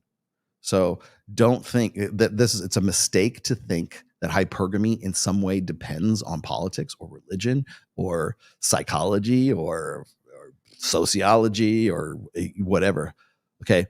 Hypergamy is always a subroutine that is running in the background of women's brains. Okay. It's always going to be that way. Accept it, leverage it, use that knowledge to your best advantage. That's the best I can tell you, but don't, for the love of Christ, do not think that just because Kamala became president, so suddenly hypergamy explodes, or Trump gets into office and wow, they really reeled in the hypergamy. No. Think of it as this. Think of it as a subroutine that's running in the back of women's heads all the time. That's the best way I can think of it. Billie's boyfriend, it's all of her. Is it boyfriend? I thought it was a husband. Somebody told me he's like, I wouldn't talk shit about her. I'm like, why? Her boyfriend's like 6'3". I'm like, and well, that phases me because what? Stay true to be okay. Thank you. I got you already in there. This was an old one. Why do women insist on being financially independent and having 1950s housewife lifestyle? You can't do both. Well, I think I answered that with the girl who wanted to be, a ranch hand. The reason why you can't do both is because you would have to make such sacrifices for the other. Like, I can't imagine, like, as much as this woman wants to say, oh, I would love that. This fucking sucks. I want to go work with Justice on the fucking jizz bull farm and collect, baby calves. She wouldn't last a week. She wouldn't last fucking 4 hours doing that shit. You mean I got to get up at 4 a.m. and pull a fucking baby calf out of the cow? Oh, give me the fucking corporate lie. I want to go back. Give me my fucking Instagram, profile again. You have to keep in mind that top creators are feeding an algorithm where negativity sells and their cause takes a backseat to their need to satisfy an audience. I have experienced this firsthand. She is correct about this. So I'm going to give you 1 point here, or dude, whoever does her writing, dude who's pulling her strings. Yes, that's true. It's true that you could say it's negativity, but you're always going to play the game. You have to play the game. Everybody else is. You want to know why my show is not as well watched as these other shows, is because I have a dedication to my fucking mission. I could very easily sell it. Do you know how many people, like just this morning, do you know how many emails I get to do paid content like plugs during this show? Like, I mean, for random ass shit too. Like Mary Kay, literally, I shit you not, Mary Kay has hit me up. I'm like, we love your show. And we think your content really aligns with our corporate message. I'm like, I don't think so. Mary Kay Cosmetics. Yeah, no lie. And I leave so much money on the table that I could be taken off of there. Right. I could just do what Lightning VPN, I think is what it's called. I could do that. And by the way, I considered it for Access Vegas until we got demonetized. But I won't do that for this show because there's very few things that align with my message on this show. So if somebody says, hey, even something that's like sort of is like kind of neutral, like Nike has hit me up before to do plugs, right? And I've considered it because I kind of want the running shoes because I run a lot with dogs. Yeah. But I'm like, nah, just it's not my thing. Doesn't align with the message of the show. And again, like I'm probably leaving $10,000 off, for something like that. Yeah. I'm trying to think of some of these other ones. The only time I've ever had anything that even smells like an endorsement has been Devil Mountain Coffee, right? And that's just because they gave me free coffee, and it's the highest caffeine content of any coffee. Devil Mountain Coffee, go get you some today. They're still around, and there you go. Ding. Ding. I'll put that little plug up there, in the corner. Yeah, I still have that. No, I love Devil Mountain Coffee. The problem is it's getting harder and harder to find because people kept asking me just if you wanted an update on Devil Mountain Coffee. They lost their distributors, so they're shopping new. They're still in business. You just have to buy directly from them. That's why. So I talk to these guys all the time, and they're looking for like sort of angel investors to help them get a new distribution thing going. I think they're the best coffee in the world because they are the highest milligrams per 8-ounce cup that you can get, which of course is that's my diet. Hell yeah. 1555 milligrams, 1,555 milligrams of caffeine per serving, I guess, whatever it is. The next highest is something like 12, I think, and that might be Death Wish or something. It might not even be Death Wish. But I specifically looked this stuff up because I need caffeine. Okay, keep going. I posted reactionary content because I knew it would pull people in, but I stopped because this only drags viewers deeper into hopelessness. Okay, so deeper into hopelessness. What's your plan?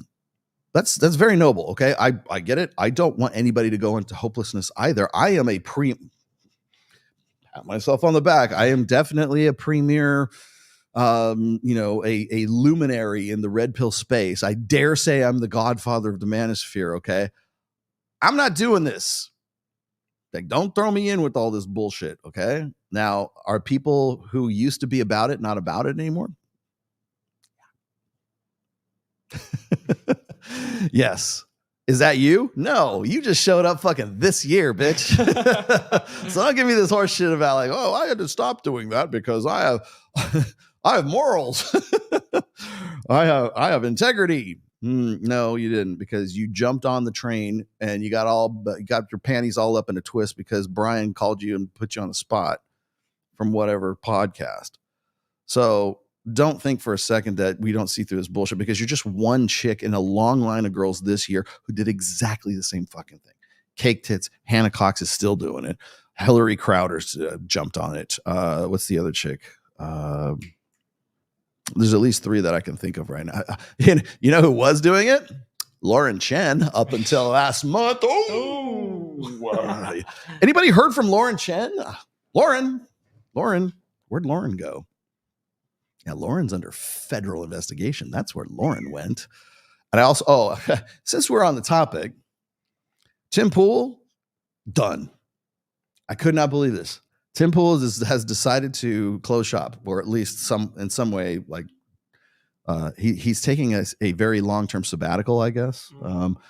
And of course, he mentioned this on the show. I guess he lost all of his people, all of his staff. Damn. Right? They walked out on him. Yeah. See, that's why I need to keep paying you. See, bro, I'll leave. You're part of the show now, so I gotta have you on. Like so. By the way, you got a very nice compliment I think I sent that to you. The guy was saying like that he really likes the dynamic between you and me. He says it gives him a Howard Stern kind of vibe, and I'm like, happy to add a laugh track. Yeah, thank you. Yeah, exactly. But I think it's great too. But so Tim Pool decides that he's going to close shop. And I thought that was interesting, considering that he was one of the names named on the federal indictment for the Russian collusion money. Wonderful. And I thought that may be it. Now he's saying that he knocked up his girlfriend and they're going to probably get married. I don't know which girlfriend. I only think, I can only think of one. Is it the real pasty white girl with the blonde hair? It might be the blonde girl. I think it might be. I liked her. I went on her show. She was very nice. And more power to him. I hope, vaya con Dios, man. But But yeah, I'm like, but this is very convenient considering, you know, the federal indictment coming down for tenant media, right? And then he makes another announcement the next day. Oh, I'm leaving because my girlfriend is pregnant. I want to do the right thing. I want to man up and marry her, right? Okay, noble, go ahead, do whatever you're gonna do. I'd rather you marry her than not if she's actually pregnant. Okay. But then about 3 days later, he announces that he's going to be on the election night coverage on Daily Wire. I'm like, this doesn't smell right. I don't know. And I like Tim. I've been on Tim's show. I don't have, like, a lot of people have a problem with Tim, and I can kind of understand why. But I happen to like Tim. But that smells a little fishy, Tim. I don't know. Is it because you got a license thing going with? We'll find out. The future will say. In 2025, we'll figure it out, right? But he's doing election night coverage for along with Daily Wire, and I don't know if that implies he's got a license or he's got some sort of deal that's going on with them, because that would most definitely explain why all his staff just said fucking him out. Because I'd do the same thing if that was the case, right? So, anyways, I mean, Tim Pool doesn't need to work another day in his life if he doesn't want to.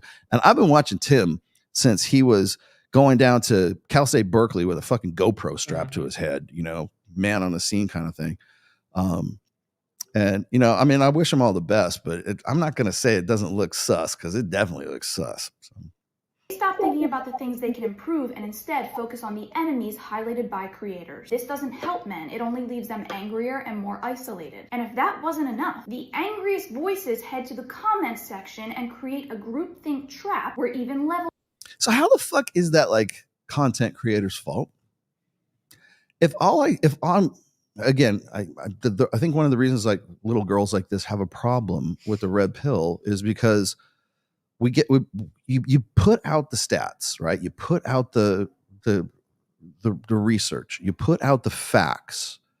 And as I said before, you can't tell people facts without telling them how to feel about it. Well, the problem is when they want to feel something about it, then they head to the comments and they say it's hopeless, right?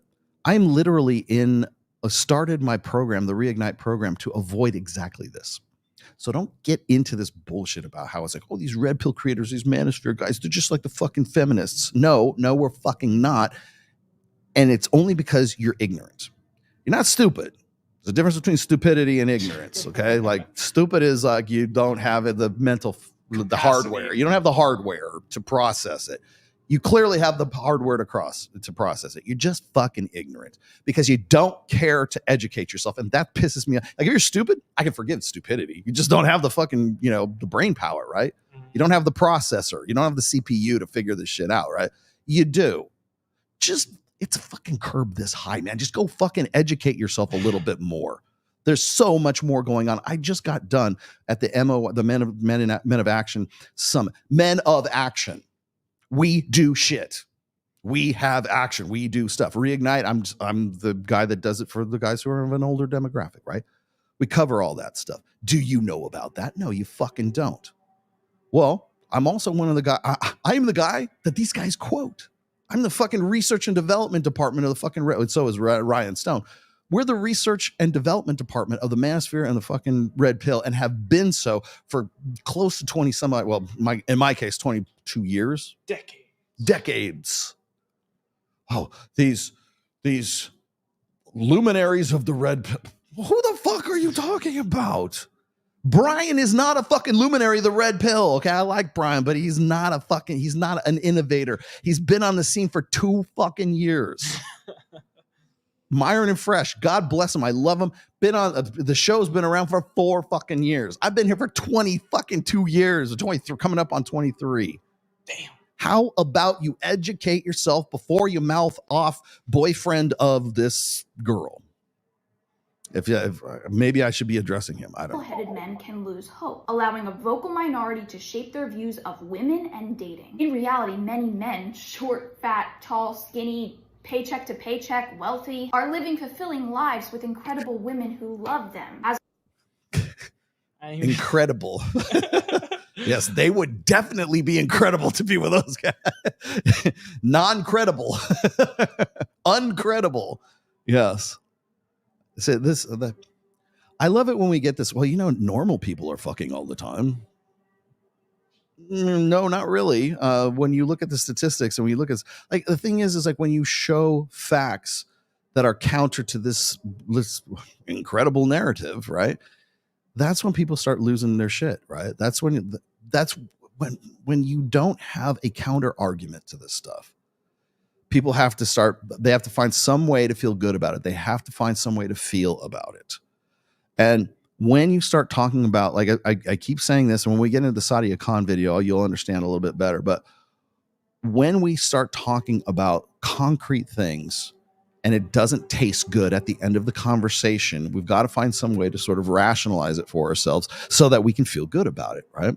It's the same thing like when I went on with Michaela Peterson, for example, and that ill-fated fucking interview I did with her in 2021.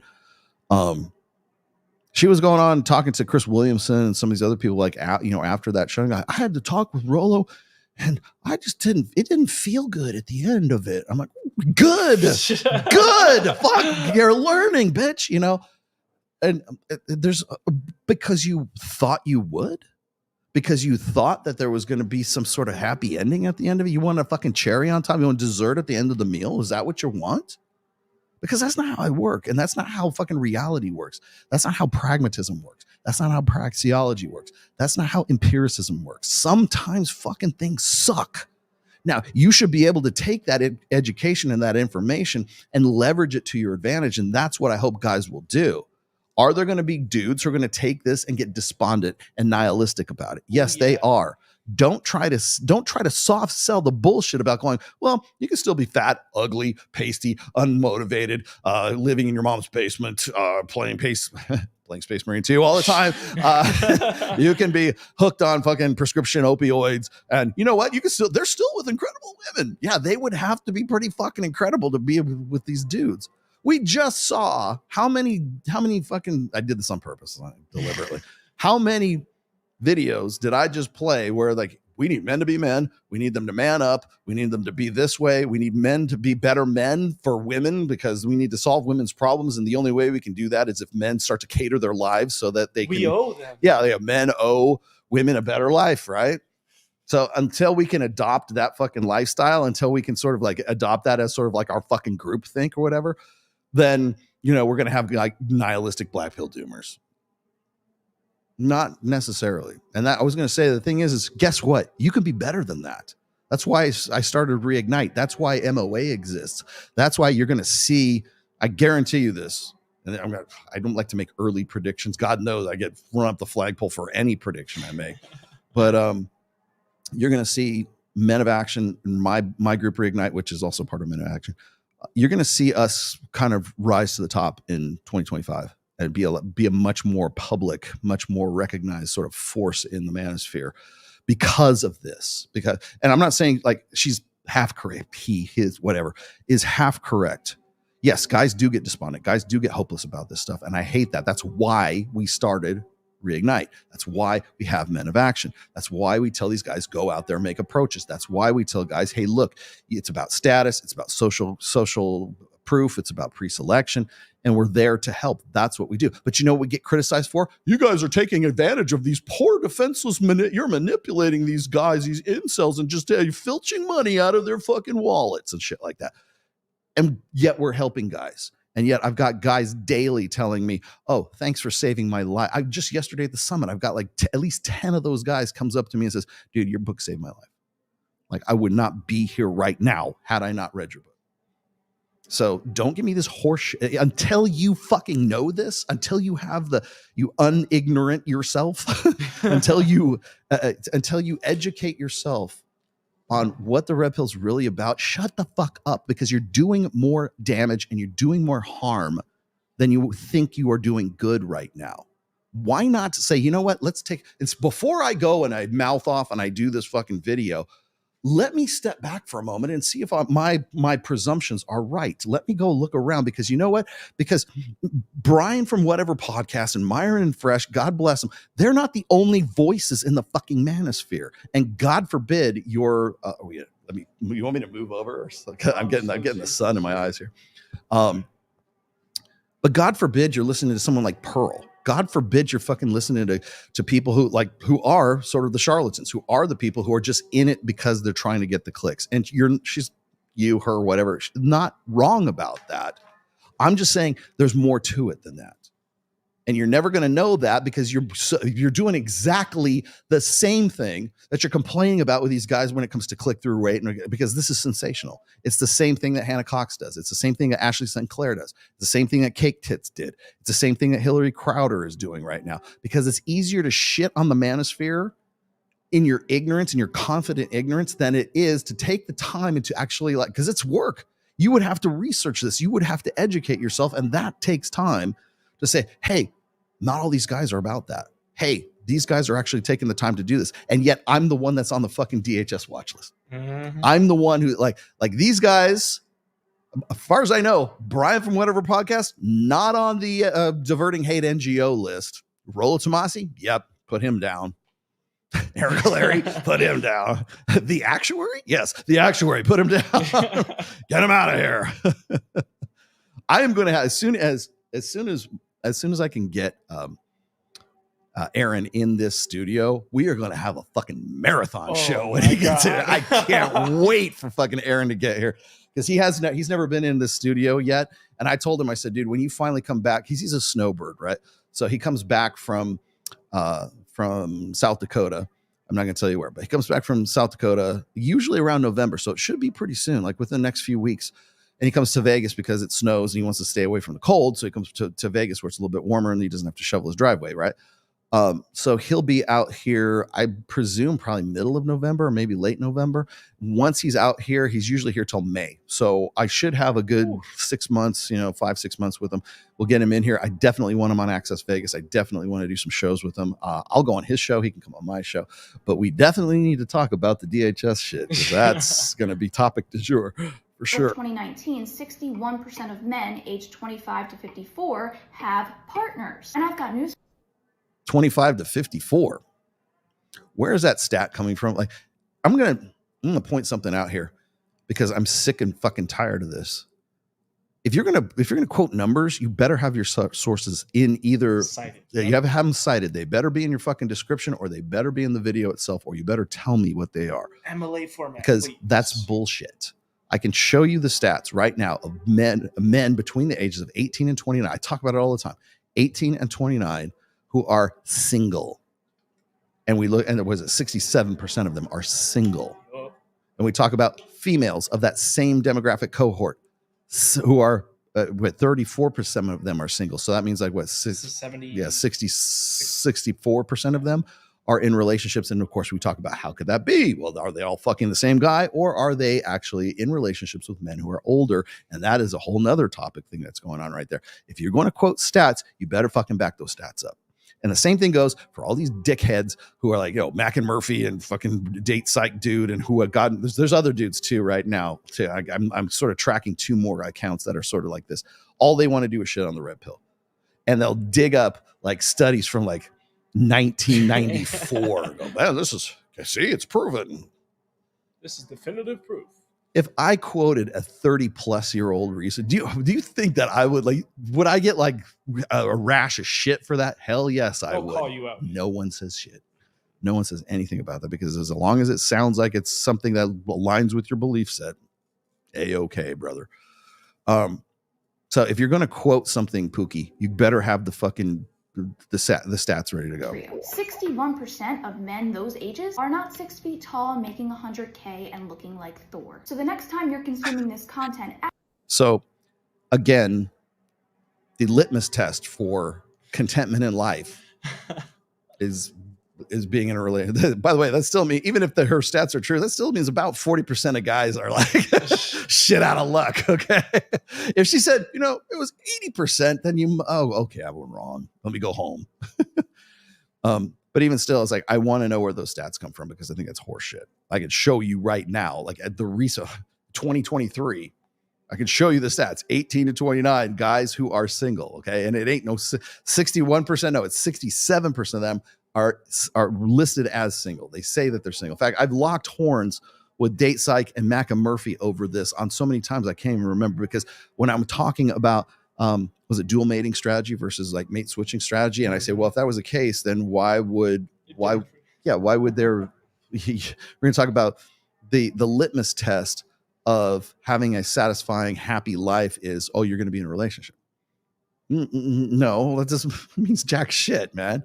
You know, the other thing is no one's like, they want to say, well, you know, if you're not, she's taking the exaggeration that she's complaining about to make her own fucking point here. Right.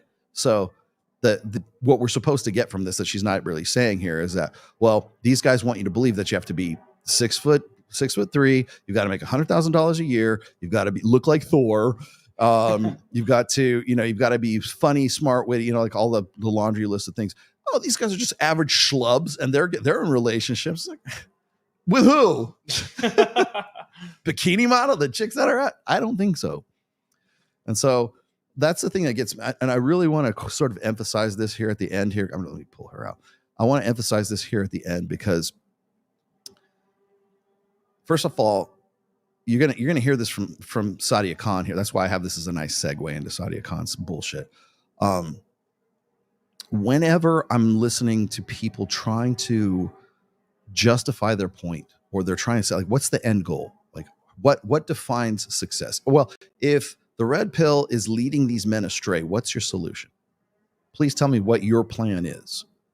Well, we don't need a plan because these guys are already fucking chicks, so we don't have to worry about it. Why do men have to get any better? Well, all we do is hear, you know, voice after voice after voice about how like guys need to get better with women, or they need to be more than they actually are. And then we got to listen to fucking Justin Baldini say, no, you're enough as you are.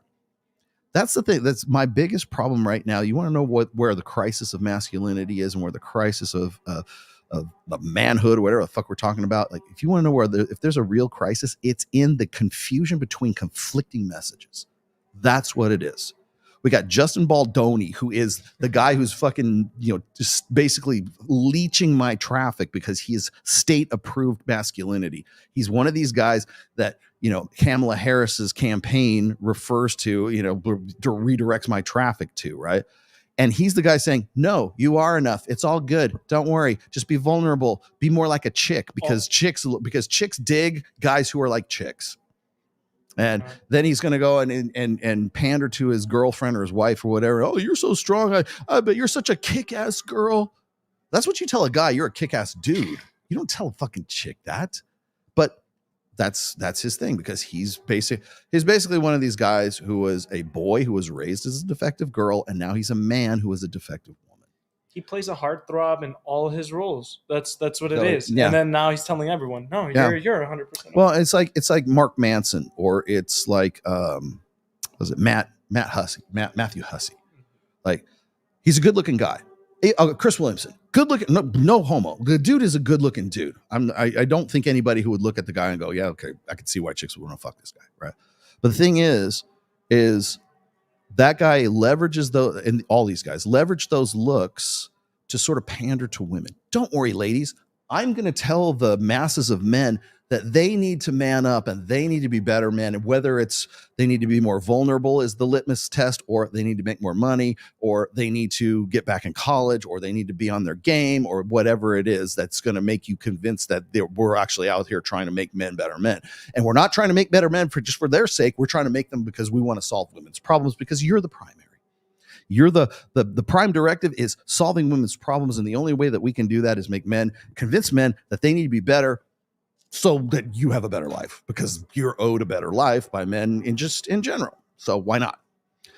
You got a lot of guys who made a lot of money off of books and off of seminars and everything. And they're not talking to men. They're talking to women because this is what women want to hear from a good looking guy. Don't worry, ladies. I'm a good looking guy. I'm going to go over here to these dudes over here, and I'm going to tell them what we're talking about here in this meeting room right now. And then they'll change, and then they'll want to approach you, and then finally you'll have somebody that you want to get with. That girl who was talking about how she wanted to live this pastoral lifestyle, and she wanted to give up her fucking corporate job in middle America, and she wanted to have a baby on one hip and another one on her belly. That chick doesn't get that unless there's a dude that's willing to do that. until there's a guy that's really, by the way, there's plenty of them, but that girl won't have anything to do with him because he doesn't make six figures. He does not make, unless it's justice, right? Yeah. And you'll never meet him because he's too busy busting his ass doing what he does. There's fucking reality here that, like, I don't think anybody, men or women who are trying to, help other guys or help women, they don't realize. They don't see. They don't have boots on the ground. They don't have people who are like out there, pressing the flesh. So when we're looking at, if like I said, if there's a crisis of masculinity of some sorts, it's really about, guys being confused by these conflicting messages. It's not that they're, I find very few guys who are like really super despondent, super nihilistic, at least not like the ones who want to actually take the initiative to better themselves. That's why we call it reignite. That's why we have men of action. We want people to take action. We want guys to go out and fucking do stuff, right? Reignite is to help guys who have been zeroed out to come back from that. Remember what I keep saying? I said this in Zeroed Out in the essay. It's like, guys are faced when a guy gets zeroed out, he's faced with two choices. He can either erase himself, delete himself, or he can rebuild himself. And tragically, too many guys decide to delete themselves. I don't want to see that happen. That's why I started doing and like actually going out and talking to guys and actually having this interaction and actually physically fucking doing something, right? Not just sitting around making, YouTube shorts. Not just sitting around going reaction. Fuck this guy. He thinks look at him with all those girls at Tao Club. Roll to myself, get no hoes, man. Right there. Like, man, roll to myself, don't get no hoes, man. Yeah, see? Complain. I mean, look at this motherfucker. Yeah. Let's see. What do I got? Where'd you go? Why is hip hop the only red-pilled music genre? Oh, my friend, let me introduce you to Slayer. Yeah. Clearly, you are uninitiated to Slayer. I think it depends on who you're listening to. Do you think because not all hip? No, I've heard some pretty fucking simpy ass hip hop. I will say, generally, hip hop is not red pill at all. Really? And How come? It's like I would say red pill adjacent. They don't attach themselves to it. But it's in a sense that they're trying to be all this pimp, this guy that with all the women and all everything. Mm-hmm. They try to give off that, but they sell another narrative in their music. So I'm somewhat familiar with hip hop. Okay. Because like I'm trying to think of like lyrics right now that will be considered like sort of red pillish lyrics. Big L has plenty of songs like that talking about women, how they're going to take you to the cleaners. A lot of what okay, so I agreed, but no, because like when I listen to the majority of hip hop, it's like, for lack of a better term, it's self-aggrandizing, right? It's like, I'm badass, I'm this, the bitches want to suck my dick, that kind of stuff. It's like it's this self-aggrandization, which by the way is very rare in music right now. Unless you're Cardi B, unless you're female, it's 100% appropriate to be full of yourself and to write lyrics that are very egoistic. Sexy Red, Doja Cat, all that stuff. Yes, absolutely. And it's 100% acceptable for women to build themselves up and overblow their egos and overblow in lyrical form. Yes. And I think depending on the artist, a lot of the male artists can do that as well, but I don't not nearly as much as female artists. Now, do you hear that in modern metal? No. Unless it's Steel Panther. Yeah. which of course is a parody band, right? But which is funny to me because I'll listen to like there's a great song. I wish I could play it because I'd get a copyright strike, but there's a Steel Panther song called The Burden of Being Wonderful. Mm-hmm. And it's a fucking great song, but then it seems like it's so over the top, but it's really not, because like the music of the 80s, like the late 70s and into the 80s was all like that. Yeah. It was like, I got a 10-inch cock and butt, that kind of shit. Or like, Skid Row, Big Guns, Yes. I was like, where are those fucking songs? Where's that fucking bravado, man? Where's that? I have a 10-inch fucking dick and I'm going to sing about it. Like, where is that? Nowhere. Yeah, it's gone. Yeah, so I would somewhat agree with that. I think it just sort of depends on the artist, but I don't know. I think I don't know. I don't necessarily think that red or like hip hop is by definition red pill, but it's hard to if I listen to it enough and I listen to the lyrics enough and I say, are they making a case for the fundamental nature of women, like women's nature? I guess it depends. It's kind of I hate to do that because I write songs too, Yeah. right? And I've been in bands for forever. I wrote quite a bit for Trial of Ascension. When I write songs, I write stories. So Yeah. like I've always thought that About being a really good storyteller is like the heart of being a good lyricist. So I know sun is shining in my eye. I know. I know. By the way, it's because we had daylight savings. Yeah. And now I see where the sun is coming in at. Like it would be technically almost 4:00 here. Yesterday would have been 4:00, but yeah. Don't worry. It's gradually moving. We should probably put up if we could. Want me to switch one up there? Put one like right just in there, just so I'm not like so it's not like glaring on me. In a way, it's kind of cool, but in a way, it's not. What did he say? Why is it so hard for trad cons to understand that to make a F boy, it takes a horny girl first? Who would refuse a $10,000 check if it was handed to them for free? Yeah, not me. Yeah. Well, who was I talking? I think it was was it Chris Williamson? Chris Williamson was interviewing somebody recently. I know it was Richard Reeves, and it's on Spotify. I think it's just all audio, but at least as far as I could find. But he's doing again. Richard Reeves goes on Chris Williamson, and one of the things that I think is always missing from the conversation when we're talking about, sort of everybody agrees on sort of like the crisis of masculinity. Our boys need to man up, and we need to help our boys. And even Richard Reeves is now, I don't know, he's part of the congressional committee or whatever for the advancement of boys and men or something like that. And I read his, there we go. Much better.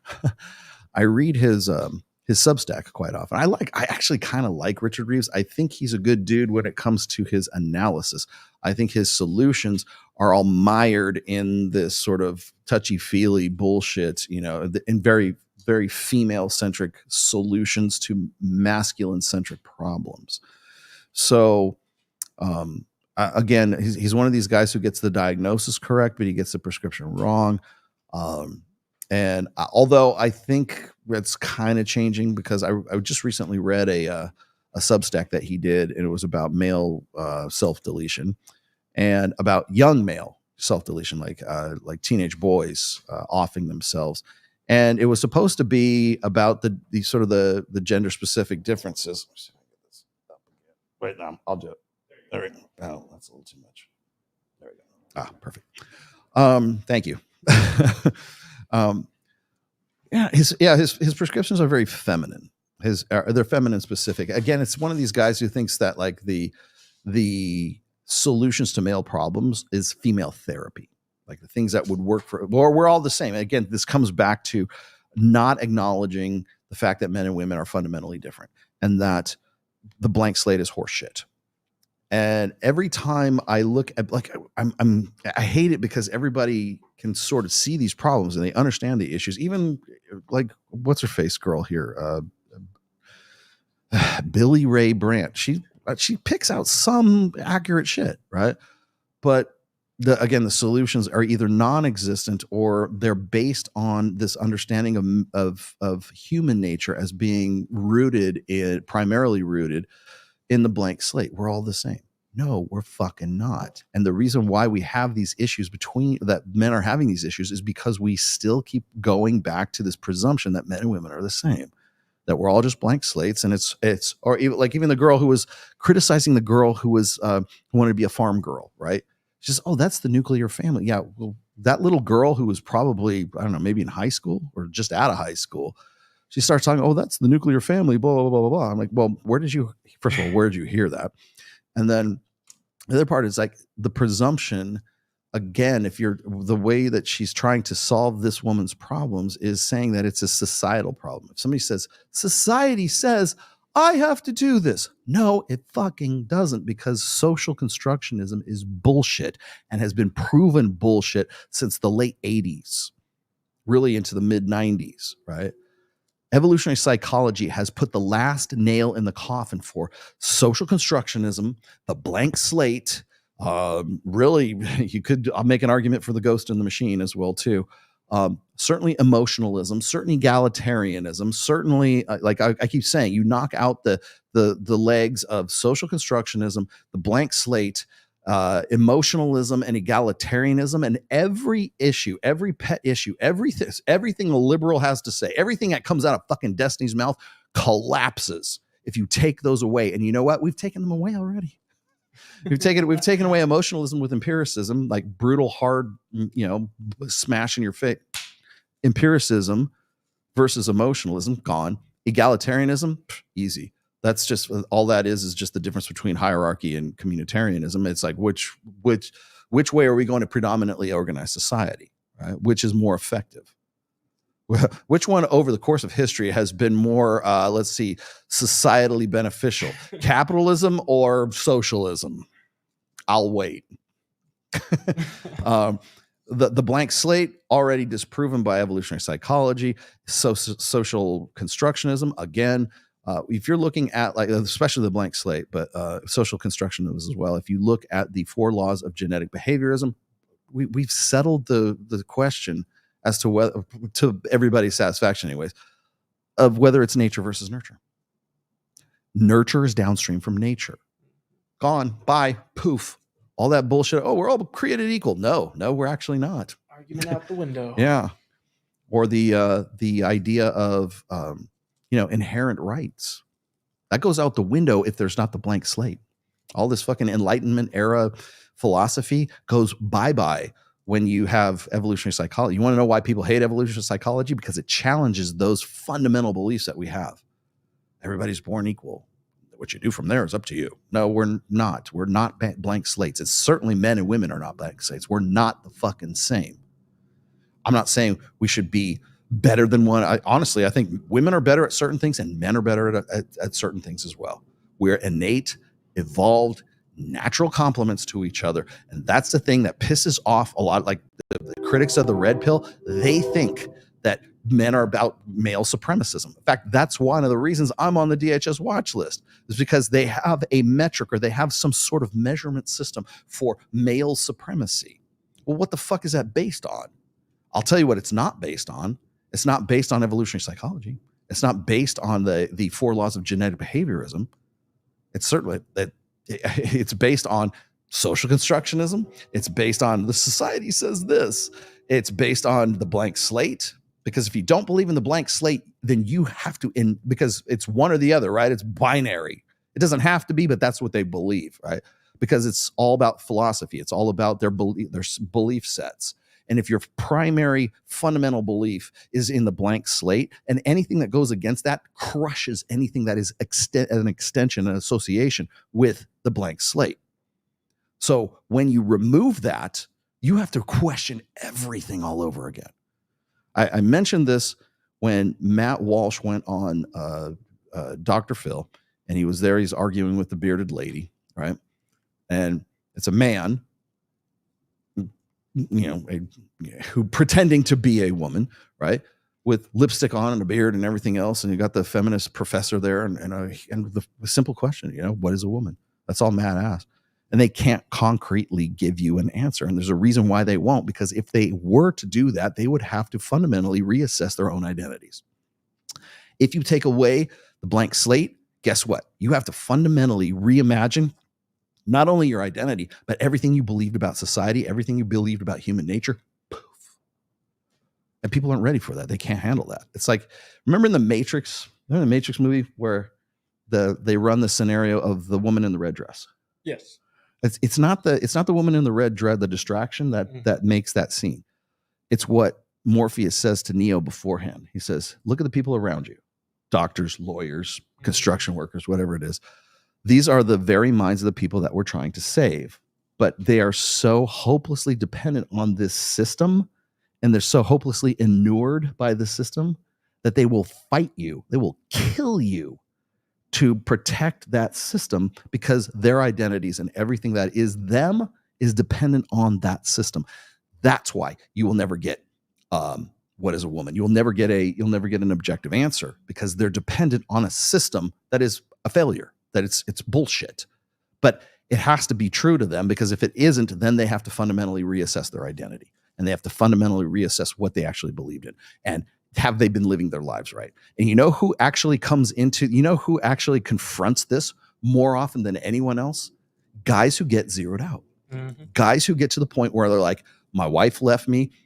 She took the dog. It's like a country song. She took the truck. She took the dog. Now I've got alimony. Now I've got this. It's like the guys who have their world changed because of trauma, because of a point of crisis, and they are forced to make a realization. And that realization is what I've believed up to this point has been horseshit. And I need to I either erase myself or I rebuild myself in a new paradigm where I have better and more accurate information. I'm educated, everything else. That's the fun. You want to know what the red pill is? As far as like making that transition, that's what that is. It's breaking you down to the point where you have to reassess your entire existence and your entire reality. And you know who can't do that? Liberals. You know who can't do that? The bearded lady. You know who can't do that? People who are turning a buck off of regurgitating and parroting back the shit that we talk about because they're not about it. Because if they were about it, they would lose money. Lord knows I do. I could very easily sell my ass out. No problem. I could very easily cash in I've got 20 years of fucking equity built into this brand, right? I could very easily sell my ass out right now. And I won't do that. Rollo Tomasi can't be anything other than red pill. I had so many people asking me like, oh, Rollo, are you going to pivot to social issues? Or are you going to pivot to, because that's what's involved. I don't think you understand why I do what I do.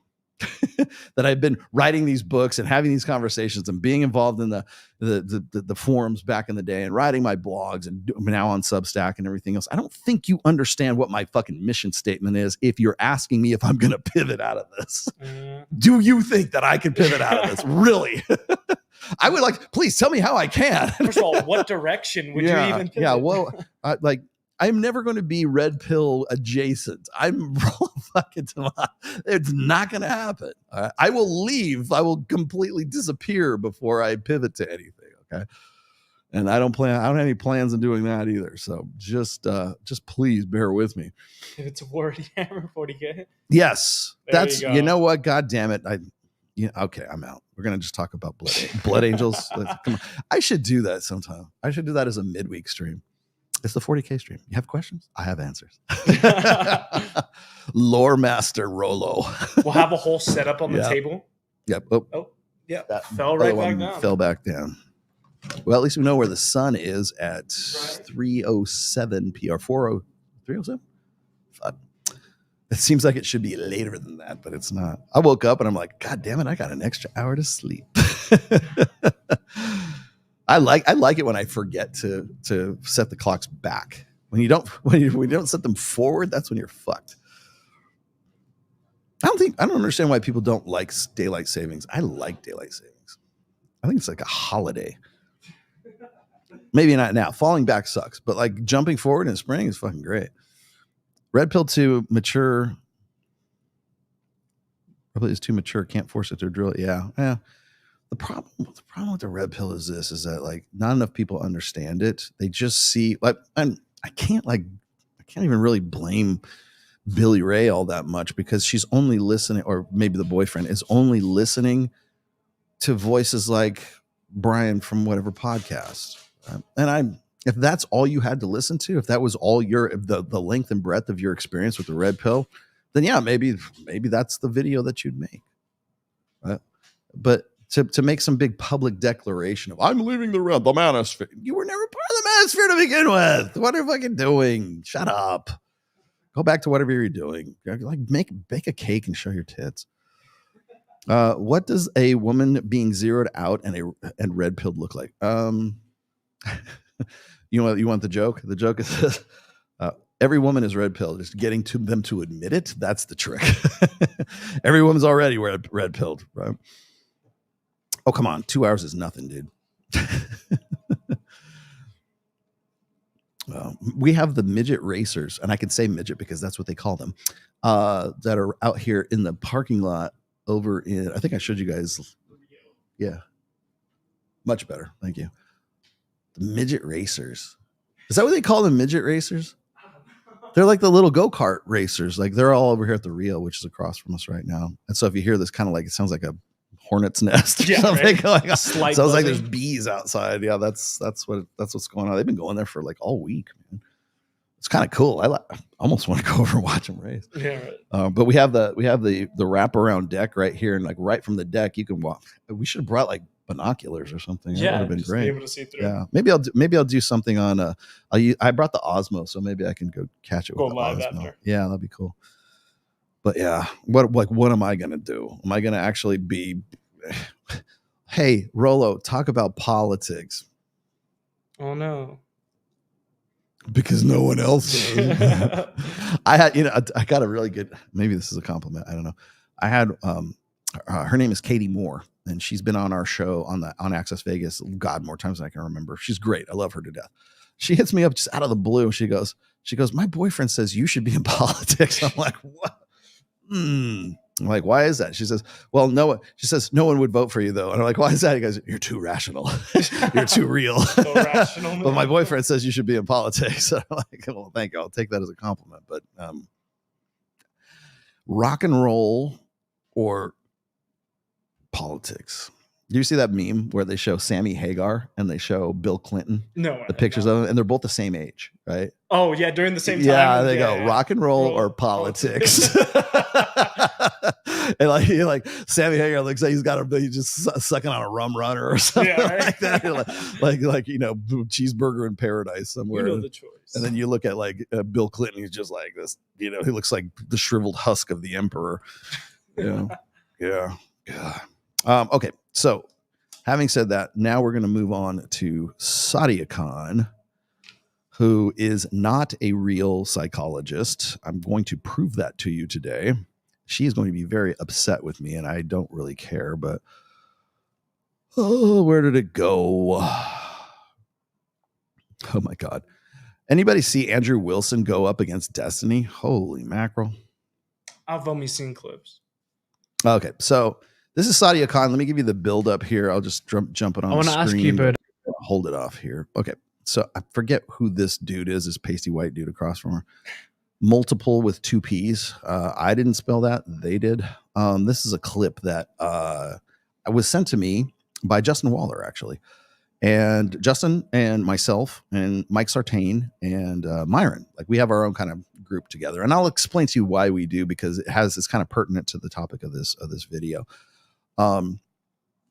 This is Sadia Khan. Now, Sadia Khan, not a psychologist, not a clinical psychologist. She is a, let's see, what does she say here? She is a counselor, but not a psychologist. So where'd it go? Sadia is a relationship coach. I didn't say psychologist. And I'm reading this from her bio right now on her site. My philosophy. Sadia is a relationship coach who has dedicated her social presence to helping individuals and couples navigate the complexities of modern relationships. She is a relationship coach. Okay? Not a certified psychologist, does not have a doctorate in anything. Sadia holds a BSc, Bachelor of Science, in psychology, a master's in education and developmental psychology, not true, qualified teacher status, diplomas, just nebulous diplomas in psychotherapy, advanced CBT, psychoanalysis, and inner child healing. Okay. Now, a lot of this is bullshit, and I'll explain to you why. She actually removed all of her diplomas. She had them on. They were fakes, by the way. They're proven fakes, and that's why she pulled them down. There are dozens, by the way, of Reddit threads, let's just say, dedicated to sort of like tracking down and verifying her credentials, which are apparently bullshit. And the reason why she is calling herself a relationship coach is because she is not a certified APA accredited clinical psychologist. And before I even like dig too deep a hole for myself here, neither am I. I know that Dr. Orion Taraban is. However, I'm going to put an asterisk by Taraban here for a second, and not because of anything weird, but and then Jordan Peterson definitely has a Dr. Jordan Peterson, okay, was a clinical psychologist. I think it's important to remember that when we see guys who are quote unquote psychologists on the internet, if they are influencers, whenever you see a Dr. Taraban, who I have respect for, he rips off my stuff like wholesale, but other than that, I have a lot of respect for him. But at least he's doing it in a good way. At least he's promoting it. Like I don't have any, I can't disagree with it. I'm just like, dude, mutiny, come on, man. Dude, I'll show you the fucking post. All right, I'm like, whatever. At least he's doing he's at least promoting the right message. But you have to remember that Dr. Jordan Peterson hasn't practiced clinical psychology in probably like 8 years.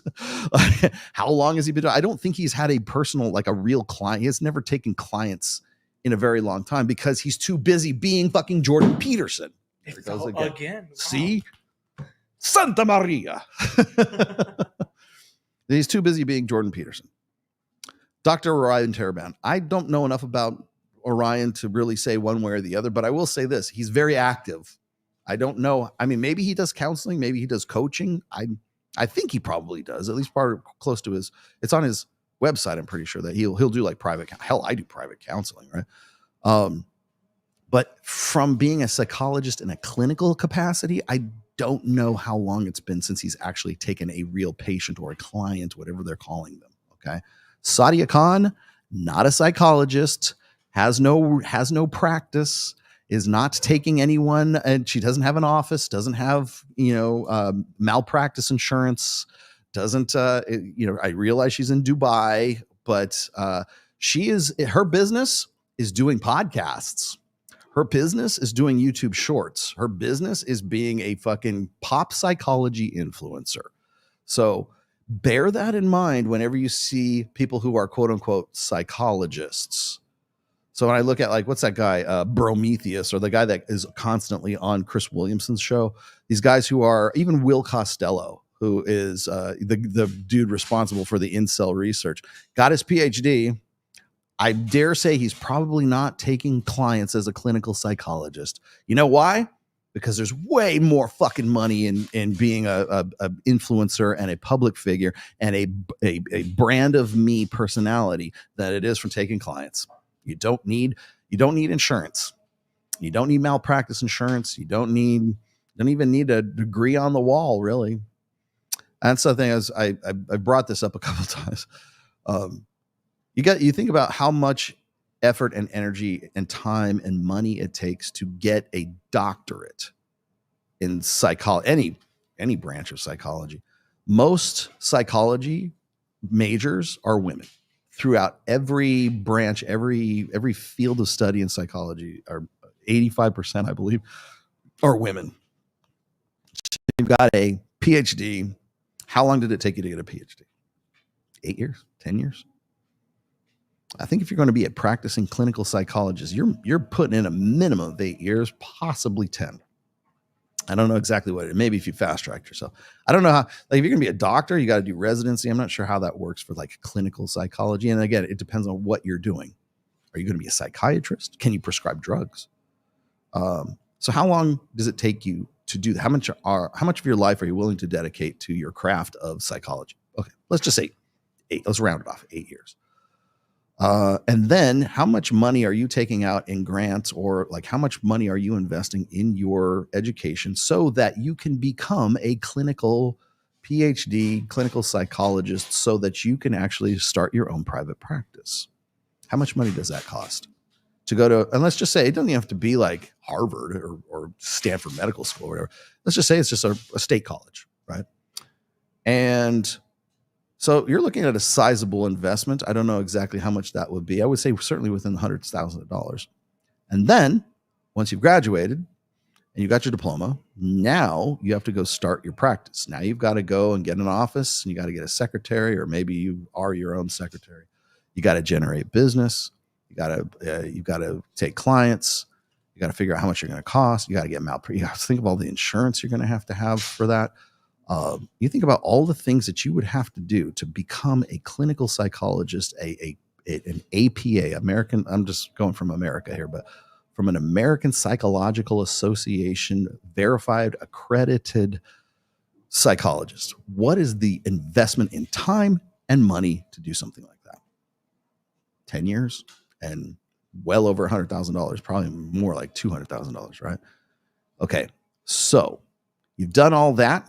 And in the meantime, John from MLD is sitting in a bathtub full of fucking bubbles in a giant foam cannon bubble bath, and he's making money hand over fist, talking to the same people and talking to the guys who have needed to talk to you while you were busy getting your degree from wherever the fuck you were getting it. That's going to probably piss you off. You're never going to make nearly as much money as guys who are big name influencers, women like Sadia Khan. And by the way, there's Dr. Taylor Burrows has been really going after Sadia recently. I know Dr. Burrows. She used to be called Dr. Babe Love back in the day. We used to give her grief for that. But she's been really like hard in the paint against Sadia Khan recently, on Twitter at least, and really calling her out for being a fraud and really calling her out for being unaccredited. She's a relationship coach, but she is not an accredited clinical psychologist. She's not a clinician. Dr. Burrows has her PhD in psychology in some way. I know that. And really kind of coming out against Sadia recently. And I kind of need to talk to her about that. But I can understand why Dr. Taylor Burrows would be pissed off at little hottie girl fucking, Sadia Khan, who's just saying something like this all the time. She has this vocal like frequency that is just, it's like syrupy, saccharine sweet, but it's also like nails on a fucking chalkboard at the same time. And it never variates until you call her out. And then she turns into bitch mode. But anyways, I'm going to let you guys watch this really quickly. Now, the reason I got this is because it was sent to me from Justin Waller. And when you hear the content, you'll understand why. The kind of rise in people saying, oh, you should have like multiple girlfriends and stuff like this, right? So what do you think I'm going to say to this? I want to, so there's two sides. There's obviously like the practical side of things in terms of like, should you do that or not? But I also want to discuss from like the women's perspective, the psychological impacts of a guy who who has multiple girlfriends. But I want to give the caveat that the guy takes care of financially, but he's also there like emotionally for like the children, and he's also like plays a big part in that. So that's obviously like a lot to do, but yeah. Here's the thing. Women that accept cheating men are cheating women. It's really that simple.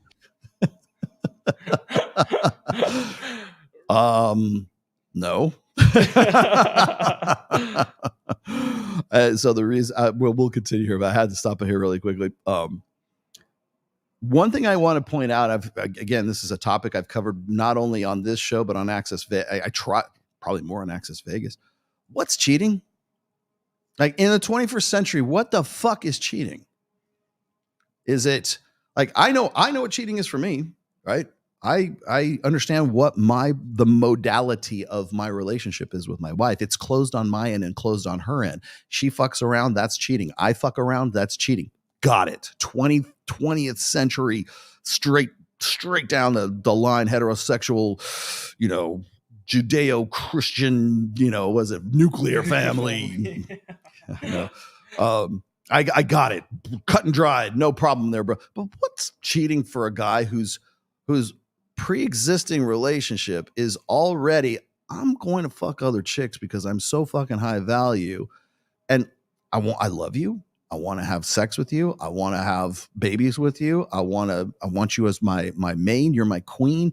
But sometimes the king's got to fuck other chicks, right? Okay, what's cheating? If that's already pre-established, and the woman says from the jump, from the rip, says, Okay, yeah, I understand. I love you too. I understand you got to get out of your system. Maybe when you're finally, when we have kids and everything, maybe they'll get it out of your system and you won't, maybe we can actually get a marriage and blah, blah, blah. Okay, got it. What about Mike Sartain?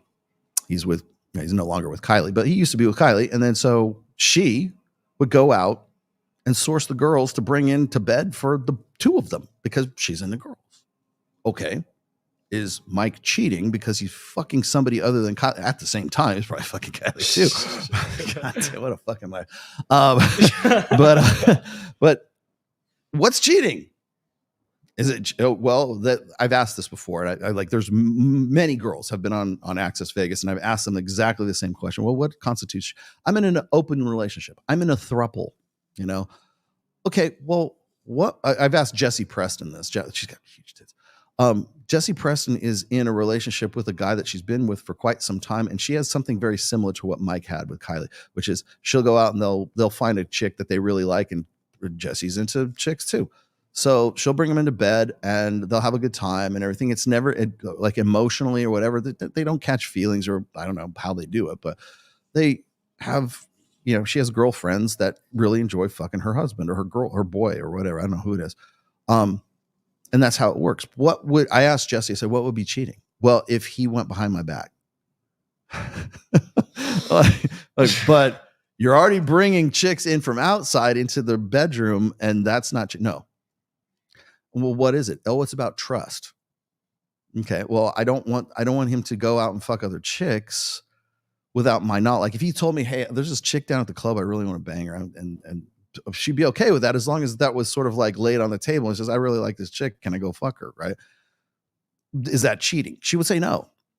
I'm like, okay, well, now we have three modalities. We've got the Rollo Tomasi modality. We've got the Justin Waller situation. We've got the Mike Sartain situation. Oh, we got Myron as well. Myron's with Angela, and she's understands that he is who he is. So when you've got high value guys, what's cheating? Or even, you don't even necessarily have to have high value. You can have high value women who are like, well, none of these guys are actually going to be for me in a sort of a classical sense like I am with my wife. So they're okay with an open relationship too. What counts as cheating? In the 21st century, what counts as fucking cheating? I hate to use them as an example, but Destiny and Melina, open relationship. They were married. Adam 22 and what's her face? Lena. Lena the Plug. Yeah. Married. I saw the wedding photos. I know they got married. They are legally wed. What's cheating? She's knocking it out with Jason Love on while DJ Academics is stroking it out to the watch party. I know. God, what a fucking life. But what's cheating? That's their arrangement, Sadia. Can't you just let them be happy? I thought you were a relationship coach. And women who don't accept cheating men are the loyal ones. So if you're going to cheat on your wife and you're going to cheat on your partner and you think, but I'm looking after her, so it's okay. And the red pill community really pushes that. Here's what they're not realizing. Excuse me. Bitch, I have been in a relationship with my wife for, 28 years married, 29 years we've been together. We're coming up on 30 years. This time next year, it'll be about 30. Well, married, it'll be 29. Oh, we really pushed this. Who the fuck do you even know in the fucking red pill? You know nobody. Who's we? Who's we? Tell me who.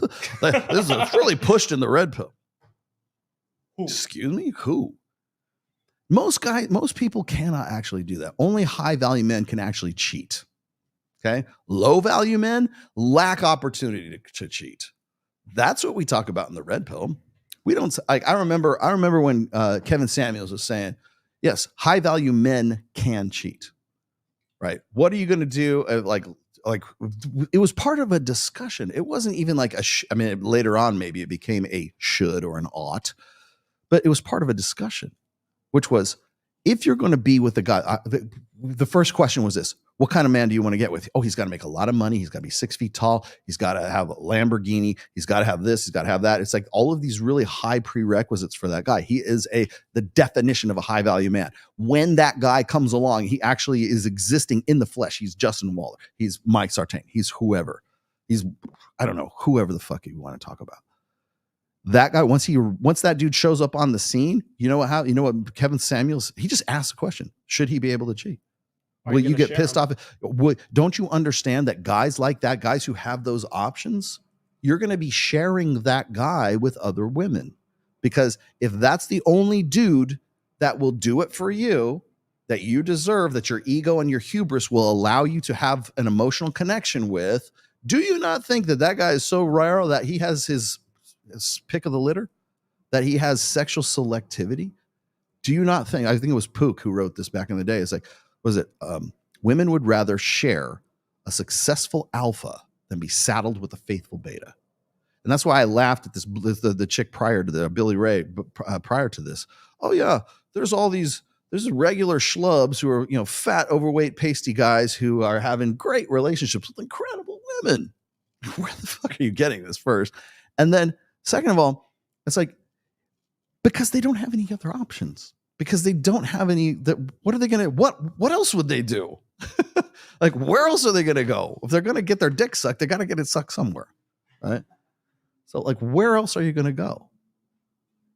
So yeah, I keep throwing this one out there. It's the strategic pluralism theory, right? Which is men who lack sexual opportunity have no other choice but to invest or to overinvest themselves in one woman at a time, but one woman, period. So you want to know why ladies, you want to know why guys get clingy? You want to know why guys get the soulmate shit going and one-itis for you and all this others? They overinvest emotionally very quickly because they lack opportunity. They don't know when their next fucking meal is coming from, man. You're a steak dinner. I love steak dinners. Give me more steak dinner. Potatoes too. Fuck yeah, this is great. Oh, man, I don't know why I ever eat anything but steak. Right? Yeah, because the guy's fucking starving in the desert, man. What was it? Eddie Murphy. He's like, if you're in the desert and somebody gives you a cracker, that's the best fucking cracker. That tastes like filet mignon, man. This is the best fucking cracker I ever had. But then you keep having that cracker over and over again. You're like, this is just a cracker. It's the same thing. The reason that's funny, even today in 2024, is because it's fucking true. But I think what she's really clinging to is because she knows it sells. Oh my God. Jesus Christ. Man. Jesus. We need Velcro. You might as well you should just tape the whole window at this point. Yeah. I mean, that's the long and the short of it, right? Let me hold on, Joe. I'll get back to you here really quick. What does being zeroed out and red pilled look like? I think a woman being zeroed out could be her just sort of reaching. It's really rock bottom. If I was to say today, it would be women who are addicted to drugs. Like I'm trying to think, how do you zero out a woman? And you're like drug addiction for sure. How do you get because really being zeroed out is like reaching rock bottom, hitting your worst point, hitting your lowest point. I think most women are already red pilled, but like I said, just getting them to admit it is the real trick. Oh, you put the heavy one up top. That's why. Yeah, put the light one up there. There you go. This is why we pay you the big bucks. Taping. We just need to go do this in the Hex studio is what we need to do. Like I said, most women are already red pilled. There we go. Okay, so let me keep going here. Only unfaithful women are okay with that deal. Mm-hmm. I promise you. I can promise you not, because I know enough women who are okay with it. They understand it because there is a new 21st century relationship paradigm right now. This is where a lot of traditional conservatives have a real problem with the red pill. It's not because we're promoting this. It's not because they're really emphasizing. No, nobody's emphasizing it. We're calling attention to it. I do it all the time. I've said this. There's really kind of four ways to think of, four modalities for a relationship in the 21st century. What I have with my wife, which is traditional, right? Close on my end, close on her end. Then there's what Justin Waller and Mike Sartain have. I think probably Myron too, which is closed on her end, on their main chick's end, open on his end for his side chicks. Okay. How they arrange that, it could be like bringing girls in, however, I don't know how it works, but it's basically open on his end, closed on his main girl's end, or any of his girl's ends for that matter. Then there is the Destiny and Molina model, right? Which is, or you maybe let's stop using him. It's the Adam 21 model, which is open on his end, open on her end, and that's just how it works. How that works, I don't know because I've never tried that. And then there is the closed on his end and open on her end, and that's really sort of the Instagram women still selling their sexual or advertising their sexual availability, where that guy still believes that he's in a closed on his end, closed on her end situation. So she can go and keep her options open for bigger and better guys by advertising her ass on OnlyFans or on Instagram, and he's okay with that. Again, it's the pitch man versus the advertiser scenario that I've talked about. Men are the pitchmen. They have to go and sell themselves. They have to qualify. They have to perform for women, whereas women only have to advertise their sexuality and their availability, which is what Instagram does, which is what OnlyFans does, obviously. And so really what happens is the guy believes that he's in a closed relationship between the two of them, where in fact, it's open on her end because she's still advertising her sexuality. And if a new guy came along who was better than the guy that is in the relationship, well, she's available. So those are the 4 modalities of relationships in the 21st century. I'm not saying one is better than the other. I have my opinions if you'd like to ask sometime, but right now, for my analytical, pragmatic, praxeological approach to all of this, my red pill approach to all of this is to inform you of these modalities, right? That's all we do. How you take that, how you say, this is how it should be. No. The red pill does not deal in shoulds. It only deals in what the fuck is. And what is those 4 modalities that I just showed you, that I just talked about. You can take those and say, well, women who would accept that are cheating, lying, damaged bitches. Okay, that's your opinion, but you're an unqualified hack. So I don't know if we should take your opinion for any real merit. I work with them every single day. What happens is... No, you don't, because every single day you're doing podcasts like this. The woman that's actually loyal and really loves you, she can't handle the anxiety of it. She can't do it because she's too loyal. She's too loving. She's this, that, and the other. She disappears. I can think of it off the top of my head. I can think of at least 5 different girls right now who do, and they're completely cool with it. She makes her life hell. She's horrible, whatever it is, but she tends to be loyal. But the woman who is there for a paycheck and who's there sneaky, accept. You see how she slipped that in? She's there for a paycheck. Okay, so now we've determined that not only is any girl like that, she's a cheater, she's also there for a paycheck. So there's no other option. There's no other possibility that chick, well, maybe she is loyal. Maybe she does understand that Justin Waller is a rare fucking animal. And she's like, you know what? That's just how he is. And that's the situation. I'm having his babies and I'm good with that.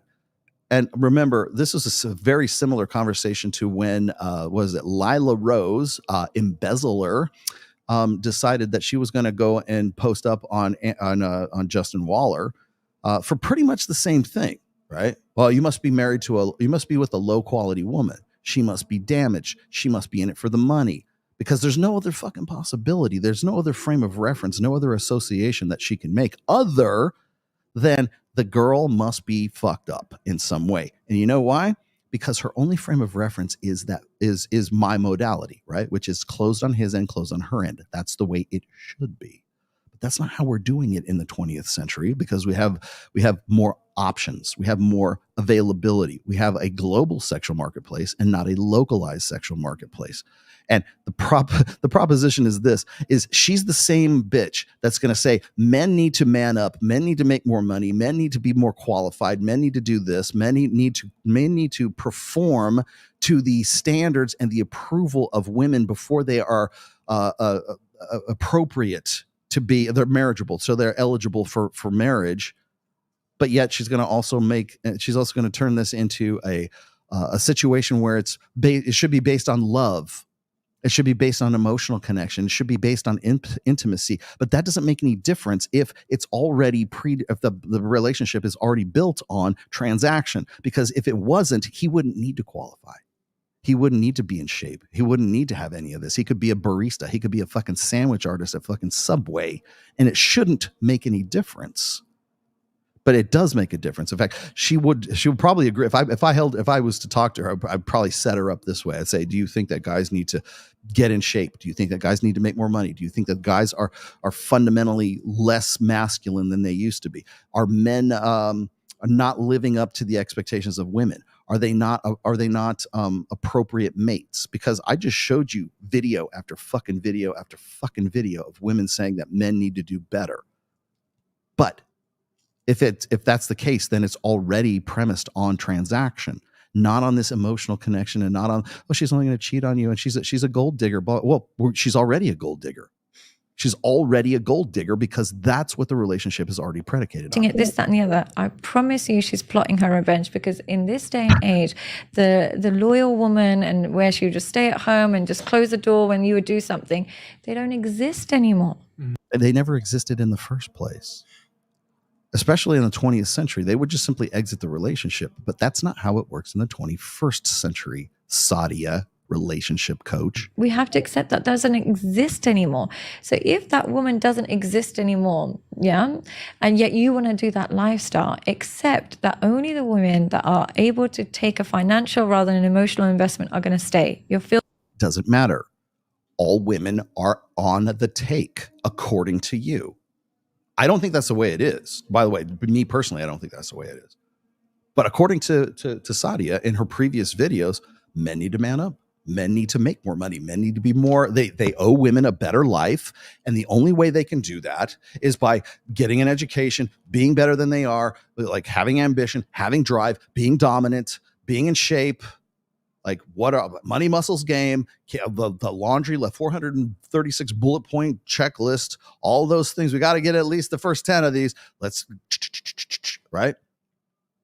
It's already based on transaction because you made it based on transaction, not him. Now you're going to say, well, we need to be based on emotion and intimacy. If that's the case, then he should be able to be a fat fuck and get with the hottest chick he ever wanted to, because that's what it's based on. That's the attraction. They I don't know, magical intimacy. I don't know how do people like get, like, if you're not have any kind of criteria, like any effective objective criteria for attraction or arousal, where does it come from? Like pixie dust from fucking heaven? Was it like the clouds part and the angels sing and the fucking light shines down and that's how you know it's she's the one?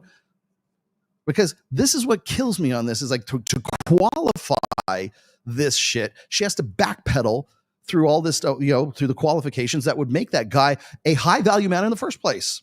How do you get with a high value man in thinking that, well, he's only a high value guy is appropriate? A guy who would be able to have sex. Like I said before, and I titled this, and you've heard me say this a million times. Women don't want a man to cheat, but they love a man who could cheat. Women don't want to get with a guy that no other woman wants to fuck. Because that's part of their ego association. I'm the kind of girl that can get with Justin Waller. I'm the kind of girl that can get with fucking Mike Sartain. I'm the kind of girl, I am so fucking hot and so on my fucking game, I can get with Rollo Tomasi. I can get with those guys. I can get with the dudes who are fucking high value. So how do you get to that point if you're not already high value? How do you get past this, she's a gold digger? And because that's you're saying that you need to be the gold that she's digging in the first place so you can have that emotional association. So what is it? Is it based on emotional association and love? And I don't know, intimacy, the stars align, you see your girlfriend across the, homecoming dance gym floor, and that's how it works. Because I want to know. Because up to this point, she's the one who's saying the qualifiers are X, Y, and Z. And to be a high value man in the first place, I've got to have the things that would make a gold digger interest me in the first place.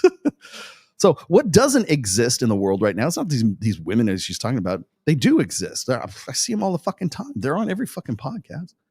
And by the way, you could say the Red Pill podcast, we're not encouraging that, They're there telling us this. We're only reporting the fucking news, man. I just work here. What doesn't exist is men with a capacity to cheat. That's the thing.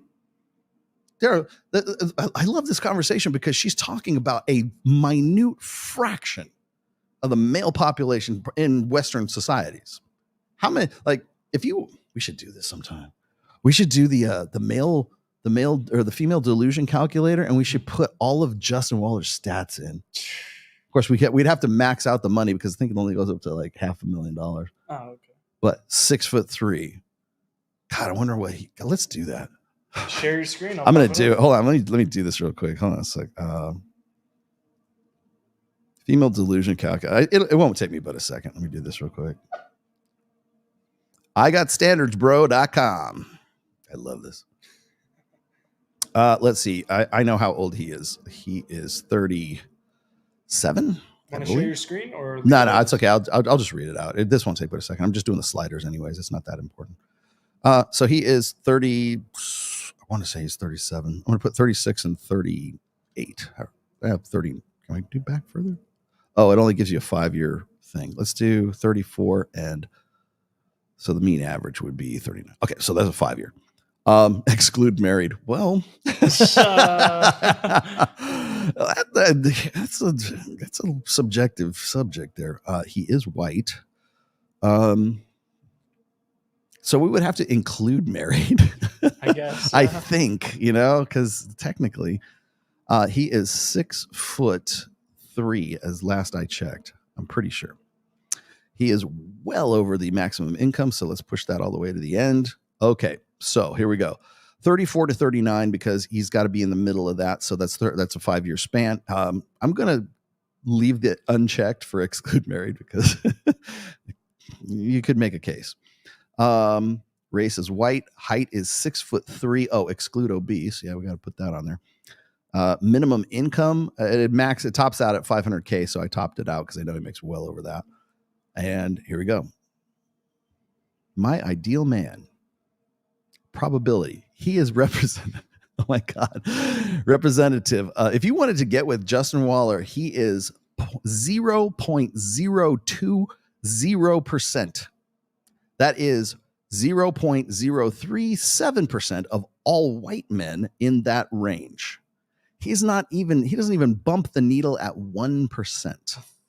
Yeah, thousandths of a percent. Are we really going to use, and I love Justin, but are we really going to use him as like sort of a general demographic for this fucking thing? I mean, come on, man. God damn, I didn't even know this. 0.020%. And that's of the general population. Of white population is like 0.037%. Wow. All right, Sadia, continue. Filtering it out. Those women tend to be disloyal. So if you are going to create that dynamic, be prepared that you're also getting it back, but she's not telling you, and she's doing it using your wallet. Okay. Trust me on this. If you are 0.037% of the population and you have the kind of money that Justin Waller has, and you have the height, and you have the looks, and you have everything else, trust me on this, Sadia. That bitch is loyal. That bitch is so loyal, she will go out and source chicks for you. Like, I wonder how she would explain like Mike Sartain's situation, where Mike likes to have 3-ways, right? So he has a girlfriend, and the girlfriend goes out and sources a chicks. There's other girls on Access. How do you explain that? Is that, well, trust me, she's using you for your wallet. No, she's using you for your dick. Yeah, that's, I think what gets lost in all of this is it's like, the only explanation is it's transactional, right? The only explanation is she must want you for your money or your dick. Like, because a lot of the times, like when we're talking about this, when we're getting into, she's not the first person. Like Lila Rose talked about this with Justin before. When we talk about these subjects, like the presumption, like when guys talk about this and they say, they usually like couch everything in moralistic terms. Lila Rose couched it in moralism. She can't because she's supposed to be a psychologist, right? Wrong. Dating coach. But she presumes right and wrong. She presumes a functional state of contentment, a functional state, like an operative state that is based on a female understanding of the sexual dynamic, not the male sexual dynamic.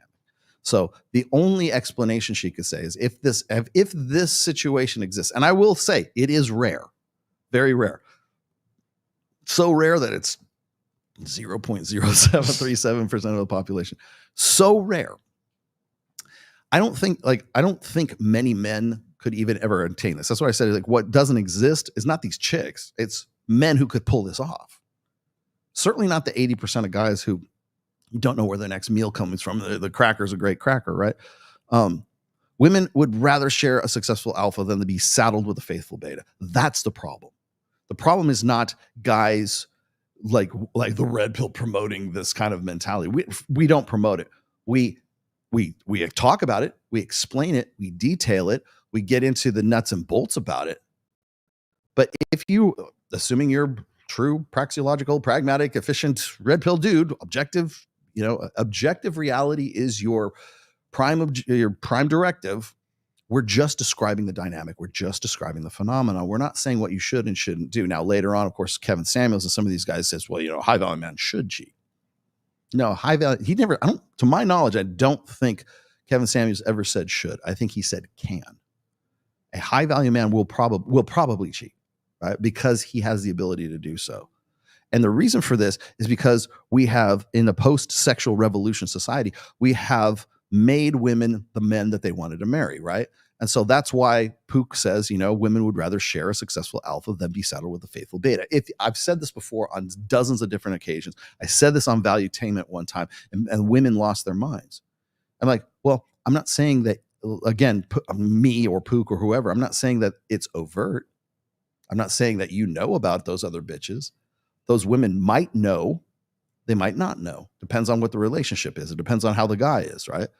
But the preconception is a guy that is this high value is probably not with just one chick because he has sexual selection, just the same way as a high value chick did when she was 23 years old. That guy now at 36, 37, now has a something approaching sexual selectivity. I'm not saying it's comparable to the average 23-year-old hot girl. Because a lot of guys have run me up the flagpole for that. They would say, well, even a guy who's maximizes his potential at 36 is never going to have the same sexual selectivity as a 24-year-old hottie. Okay, you may have a point there, but he has more sexual selectivity than when he was 26, right? So now the guy gets into a position where he has sexual selectivity and he can say, you know what? If I want to play the field, if I want to spin plates, I can spin plates. But we tell him, no, you can't. You're supposed to owe a woman a better life and take all of that equity and all of that high value and put it into a quality woman. Why? Why is that the primary? Why is that the path to fucking contentment? Why? Why is a woman's life plan supposed to be the correct one? Why is a woman's life experience the correct life experience? Why is satisfying that and building that and fulfilling that woman's life plan, no matter what she's done, she could be this perfect virgin, or she could be this, ran through hoe. It doesn't matter, because the psychology is that you owe women a better life. And if you become a high value man, it is your masculine Christian fucking duty to fulfill her life plan. Why? Why is that? Why is one right and one wrong? Why? Well, one leads to pro-social. We got to save the West. No, why? Nobody gives two flying fucks about guys today. And when that guy finally gets into a position of selectivity, he gets into a position of value, we say, nope. Morality. You have to fulfill this woman's dreams and life and her whole vision and everything. She needs babies, and look at you, you're high value. Why wouldn't you? Because he can. Because that's not how shit works anymore.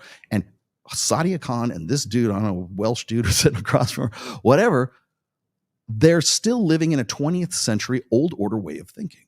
All the red pill does, I'm not saying it's right or it's wrong. I'm not trying to promote one thing over another. I'm just asking why the fuck the sky is blue. Why? Why isn't he the one that's deciding what the fuck is best for him instead of having other people in a gynocentric social order saying, now that you have this value, you owe it to society, you owe it to females, you owe it to women to give them a better life and to be loyal about it and to forsake all others and not fuck other chicks and just fuck one chick. Why? That's not what you're telling 23-year-old, 24-year-old girls when they're in their prime. Nobody's saying that. We're saying go do what's right for you. You go, girl. FOMO, man. YOLO FOMO. That's what we're telling. Where were you? Where are these? Where's the sanctimonious bullshit for 23, 24, 25-year-old girls? Where is that? Sure as shit is not on Sadia Khan's channel. It's not on Billie Ray Brandt's fucking channel. It's not on fucking Hillary Crowder's channel. It's not on fucking Cake Tits channel. It's not on fucking Ashley, what is her? Hannah Cox channel. Where? So why shouldn't he? Like guys, like the gynocentric social order doesn't give two flying fucks about guys. So why would that guy feel any sense of duty or responsibility to a fucking social order that didn't give any fucks about him until he became a high value guy? Why? Why is the female experience the predominant, the socially acceptable, socially correct one to be the predominant one? Why? No one's going to be able to answer that too, by the way, because it's a matter of who you're going to prioritize. Are you going to prioritize a masculine or are you going to prioritize a feminine? No one will have an answer for that. It's a case by case basis. It is, and it's based on like morality. That's why they appeal to morality after that, because they don't have a concrete fucking answer. Well, God said. well, all right, I guess I better go give you a better life then. Oh. Wouldn't want God to be mad at me. No. Of course, it's going to be an appeal. That's when it gets even more of like I've never seen it not work that way. Never. Maybe because I do in big cities and stuff. Maybe it's different in like, rural areas. What big cities? What big cities are you working in? You're in Dubai. That's all you fucking know. Does she have clients in like Los Angeles and Vegas and Miami, New York? Well, things are maybe different in rural areas. No, actually, that would be the last place that you would find this, Sadia. You would find this in Miami. You will find this in Vegas. You'll find this in Beverly Hills, Hollywood. You'll find that in certain areas of Los Angeles, maybe even Dubai, although I guess it's an Islamic country. I'm not sure. Maybe the sheikhs and sharifs or whatever can have like one main and then have fucking, I'm probably saying it wrong. They can have one main queen and then they have their side pieces. I mean, when you think about it, like you guys have heard me say this before. I stole this, by the way, directly from Alpha God by Dr. Hector Garcia. Go buy his book. The things that have defined a powerful man, high value men throughout history have been resources, territory, and access to beautiful, preferably virgin, lots and lots of them, women. Those are the things that have defined a powerful, high-value man over the course of history, whether it's Charlemagne and the kingdoms of the West or whatever, or it's the sheikhs and sharifs, or it's the fucking emperor of dynastic China and the Forbidden City, and it's guarded by dickless eunuchs, right? So that they don't fuck his bitches, his O's. Those, or it could be like the chief in the Amazon rainforest and keeps all his bitches in a fucking, in a fence. I don't know how it works, but that's the same thing. And by the way, primates in general, gorillas, chimpanzees, same thing. Social order. Yeah. Like you want to know why monkey troops, like primate troops, go to war? Same reasons. resources, territory, and access to hot chimps, hot female chimpy bitches. I don't know what the fuck they call chimp bitches, chimpage. So I don't know why this is like in any way shocking. The only reason this is shocking right now is because we live in a post-sexual revolution world, and we're asking questions that they don't want to have answered. That's all. And this, that, and the other way, the women doesn't have it. But the reality is, it takes a certain type of woman that accepts that, and that type of woman is the one that's like, okay, I'm going to keep quiet, but honey. That's so dangerous. No, it's actually not. As I said before, it's the same. Like, why would you say like primates do this all the time? That's basically what it is. If you look at everything, you look at primates from like silverback gorillas, chimpanzees, bonobos, by the way, which are in no way beatnik, hippie chimps, right? Okay. Even macaque monkeys do the same fucking thing. It's like they have one main alpha male that's like, I'm not saying that there's some betas that help along too. There's one alpha male that has access to a harem. Saying that right? Harem. Of females. And you know what? When that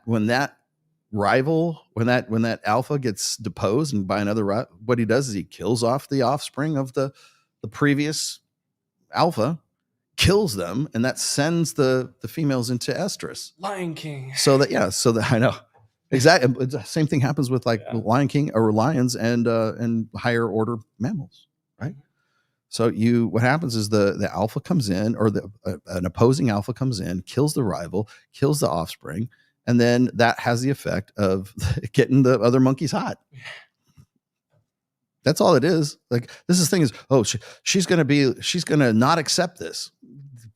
We've been accepting this since we were hanging out in trees. Okay. So the evolutionary side of it just doesn't gel with what she would like to be. I mean, like here's what it is.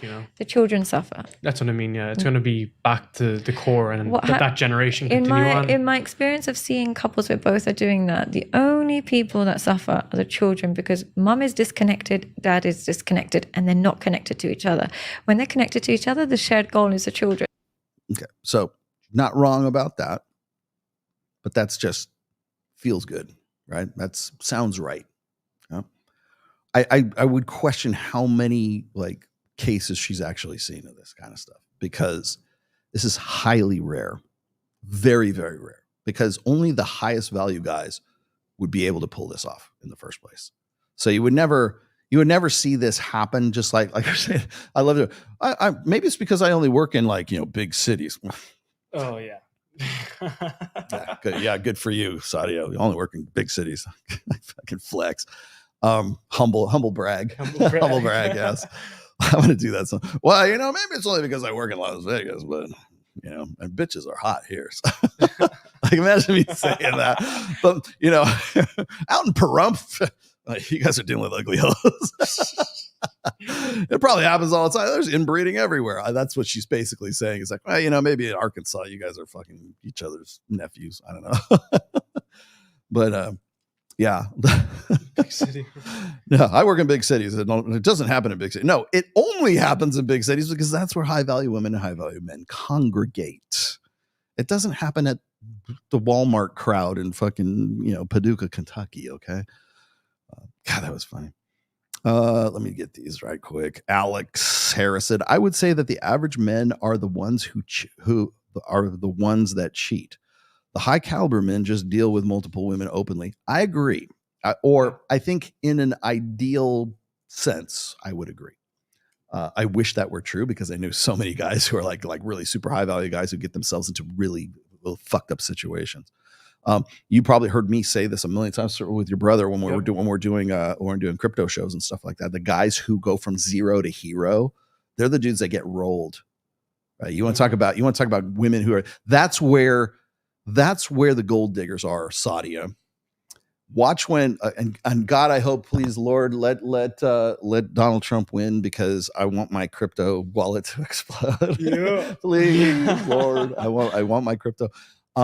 But watch what happens the next time we have a bull run in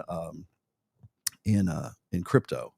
And guys, like I remember in the Hex community, I didn't realize how popular I was in the Hex community, probably because I interviewed Richard Hart. But I was at the PulseCon with your brother that one time, and I had so many guys coming. Oh, I read your book, bro. I love your shit. I can't believe you're here at PulseCon. I don't even know what PulseCon was.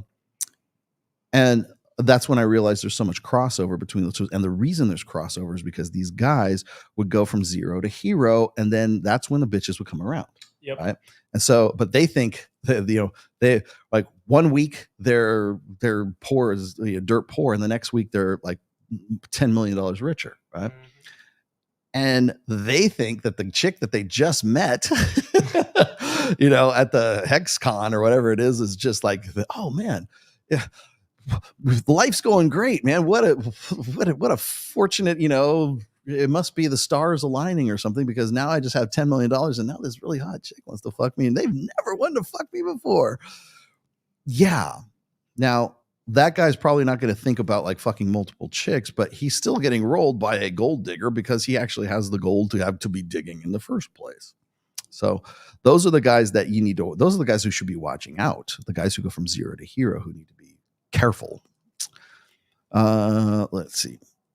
The delusional fantasy of modern women is that she can lock down the guy with all the options, but that she is so much better than other women that he will have to stay faithful. Well, I think this is another. Is it Chris Rock? Chris Rock. Men are only as faithful as their options, right? Most men don't have options, Sadia. Most men. Well, it's so the thing that gets me is like, well, if you have a man who is not necessarily high value, not high enough to the point where he could actually cheat, and with the presumption that his girlfriend or wife or whatever would have to look the other way. That's the other thing. She presumes that there's sort of this sort of clandestine kind of thing. Like, well, it's sort of like don't ask, don't tell. Right? It's not like above board. Like if you look at some of the like, at least from the ones I know, if you look at some of the most, let's say, objectively, relatively successful situations where there's a guy and it's closed on her end and it's open on his end, like the Justin Waller situation, those guys are completely above board. They're not trying to sneak around. They're not saying, hey, hey, how come you're coming home late, honey? There's no excuses. There's no presumption of closed. It's, I'm high value. I love you. We have kids. You're my main, you're my queen, but sometimes I gotta fucking go eat Chinese instead of just eating home cooking all the time, right? And so I'm not saying that there's not some sort of instability in that. I'm not saying that it's certainly not the best way to sort of do marriage, or the right way or the wrong way. I'm just saying it is what it is. But there's no sneaking around in those situations. There's no sneaking around when Mike's with Kylie and Kylie's actually going and sourcing the chicks. There's definitely no sneaking going on there. They're fucking the same chick. Okay. So how does that work? Now, I will say this. I have asked this and I've had this conversation with all these guys before. And it's like I am the red pill luminary guy. I'm the guy who's been doing this longer than anybody else. And I'm also have been in a relationship and a marriage longer than anybody else. Longer than the trad cons that give me shit. And I have a daughter who is 26 years old. We had her by design. Thank you very much. We intended to have a daughter. In fact, I was hoping for a girl and I got a girl. She is now 26 years old. I have been married to my wife for 28 years. That means we had about 2 years before we became parents by design. And it was fun trying to impregnate my wife. I will admit it was the fucking awesomest sex I've had in my life. Come home now. I'm ovulating. No consequence. Yes, ma'am. I'll be right over. Special delivery. But by right or wrong or whatever it is, like those red pill guys, they're promoting all this. Like, no, I'm not. I'm not promoting anything. I'm not even saying what I'm doing is the right way to do it. I think it works for me. It's a lifestyle choice. I made it a long time ago, and it seems to be working out very well. I have a very healthy relationship. I have a healthy sex life. I have a wonderful, loving daughter by design. I love it when I still get this today. Like people will go, "Oh man, that Rolo, he had to marry his wife because he knocked her up before." I'm like, okay. You don't please tell me more about myself. I want to know, how did was I hatched from eggs and stuff too? Like a lizard? I don't know. But so I've got this situation right now where this is my lifestyle. This is how I work it. Now, I'm not saying it's the best. I'm not saying it works good for me, right? And probably wouldn't work too well for Mike. It probably wouldn't work too well for Justin. I mean, because I got married, I met my wife in a different time. Now in the 21st century, I met my wife in the 20th century, right? Now in the 21st century, I would be stupid if I said this is the only way to do it. No, clearly it's not, right? if I'm looking at my own value on the because I got this, by the way. So wait, let me give you the setup. Here's the setup for this. Okay. Where'd it go? There. So I post this. I post this on Instagram, right? The night of. Now, I post this. There's other pictures to this set, okay? Some are more incriminating than others, but I thought this was pretty good, man. I thought it looked pretty good in this, man. I was cut. You could see visible abs. I've never been the kind of guy that gets a 6-pack. I've always been the guy who gets a 4-pack. And then there's they get those. What's it called when you get the lines that go down down to your dick? I forget. There's some kind of slang. There's some kind of slang for it. Fuck me lines. Fuck me lines. Yeah, okay, yeah. I have fuck me lines. That awesome. So I got a 4-pack and I got fuck me lines. Yeah. Fuck me lines. The cuts for the sluts. I'm remember cuts for the sluts. Yes, it leads you to the It leads you to the promised land. B tape or make the hose. What's it called? Fuck me what? Fuck me lines. Fuck me lines. Yeah. Fuck me lines. All right. So Your Rollo dick root, Tomasi, it's official. Rollo Tomasi has fuck me lines. But I've always had a swimmer's body, right? I've always been a hard gainer. With ectomorph, endomorph, mesomorph. So ectomorph is what I would be, right? And is that still valid today? No. It's kind of, I guess, a genetic component to it, but in reality, both me and Kyle lift. So yeah, in reality, it doesn't take too much of a factor. Okay. Either way, it's your metabolism that's kicking in. So right. Well, anyways, I've always been I've had the swimmer's body, I guess, like the water polo. I played water polo when I was nerd, in high school. So when I post something like this. And there's, like I said, there's other pictures to this set right here. There's other girls there too. It was fun. We had over 100 chicks, as I said, on this thing. But I'm showing some of these off, and even some of the guys in MOA, and they go, "Is your wife cool with this?" Yeah, well, obviously she knows what I do, man. Right. And I think what's funny is and then I'm looking at some of the comments on my Instagram, and they go, "Man, I can't believe his wife would let him do allow me to, no, that's not how my relationship works. That's not how my marriage works, and that's not how I think any healthy functioning marriage should work when it comes down to permission. Okay, if you're a high value guy and you're in my situation, there is no there's no allow, there's no leash. I buy what I want. Sometimes my wife, we got another guitar. Oh boy, I'll get an eye roll. Okay, I will get an eye roll. All right, so especially if I'm buying a guitar, then you guys know I have a big collection. But that's I bust my ass. I am who I am. I do what I. It takes a lot to be Rollo Tomasi, right? But that's always been my lifestyle. Is I was either working in wine and spirits, I worked in casino marketing, I was a semi-professional rock player, musician for a while. Some would say failed musician.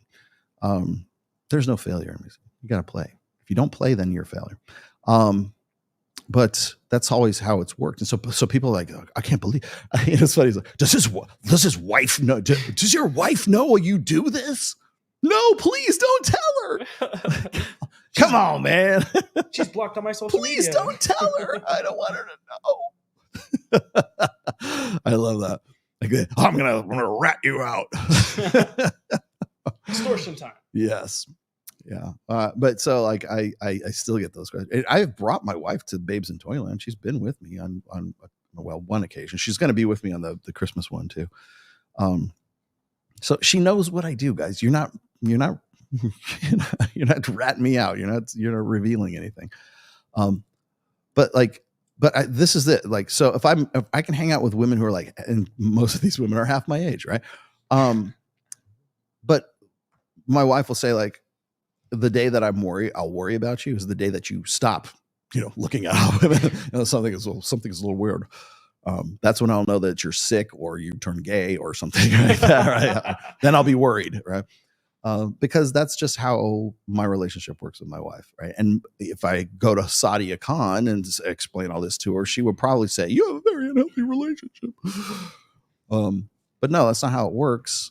And I don't cheat on my wife? Never cheated on my wife. And then people will ask me, like, I can't believe, how can he be around these girls and not cheat? He must have really, really high self-control. And then I've got another guy in the comments that says, well, it's because, she's past her prime. His wife is past her prime. And so she can't say one thing or another. She can't, she's not in a position to have a problem with Rollo doing this, right? She's not in a position because she can't lose on her investment and she needs him for her long-term security, which is technically true. Not that I like it that way. And it is true. I will not I will not deny that my wife is financially dependent on me. And she's also emotionally dependent on me. And she's also just familially dependent on me.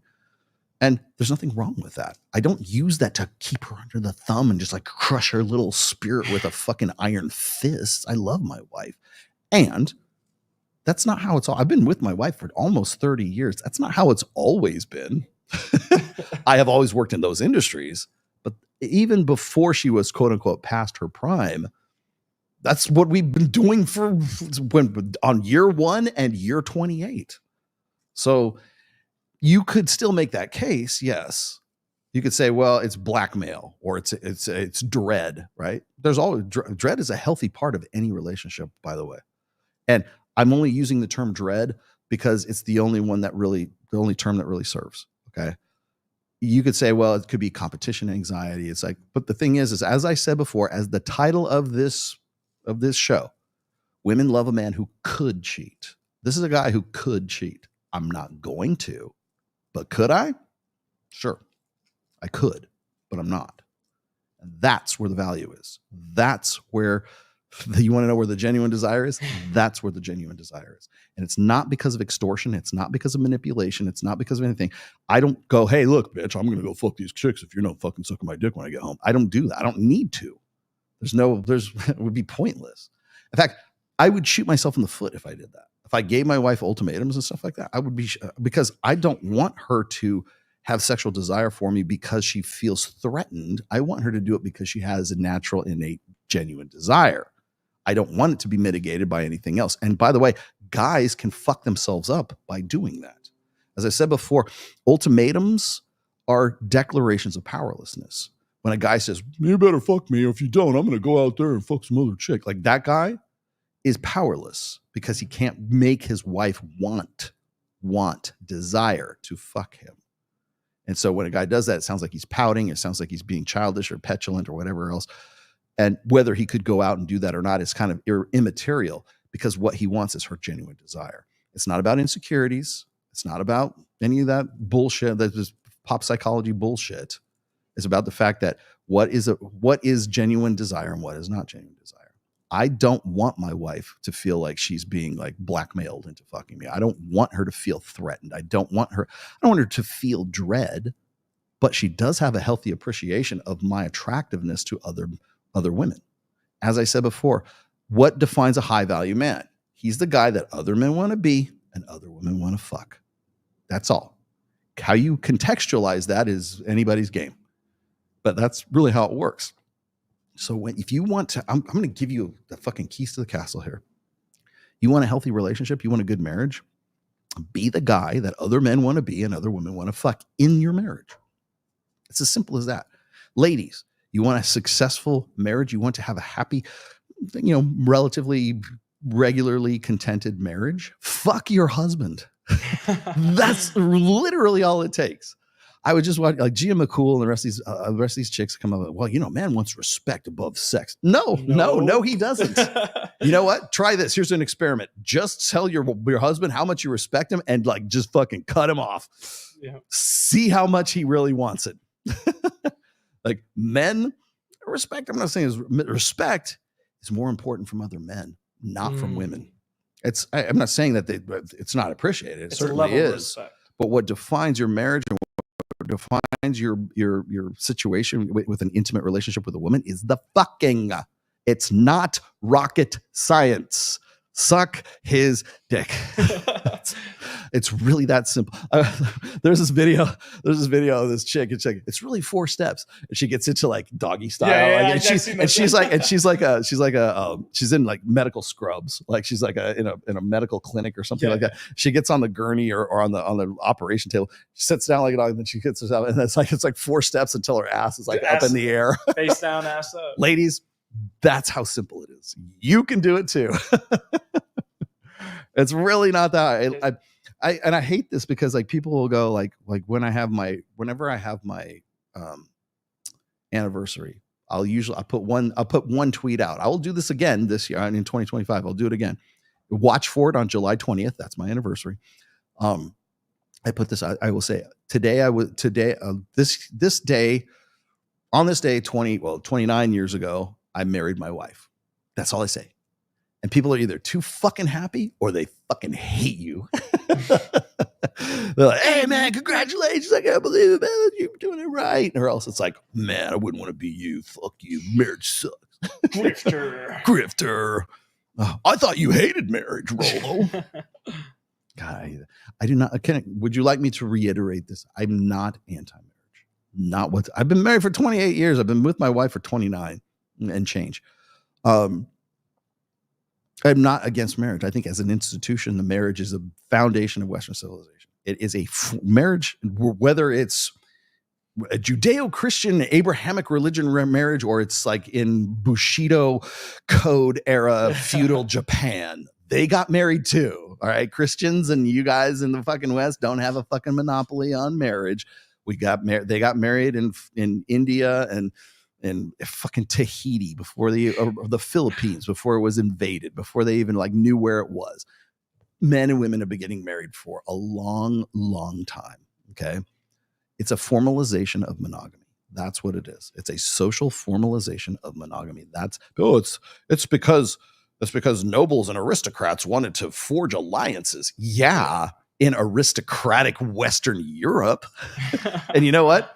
That was amongst like the nobles and the aristocracy.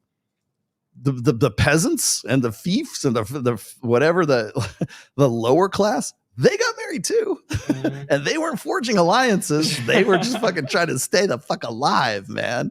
So I hate it when, well, it was because the kings and the noblemen, they wanted to forge alliances, and it was, they treated the women like chattel and da da da da. I'm like, what about the peasants, which outnumbered them like 1 billion to 1? Who cares? Young women are outvoting young men. Yeah, because there's more of them and they are more motivated to do so. Do you think young men are too sedated from weed, porn, video games to actually vote for Trump? They're lazy. Yeah. Do I think that they're too sedated to do that and go out and vote for Trump? Probably. You can clearly see the differences in the voter turnout by gender.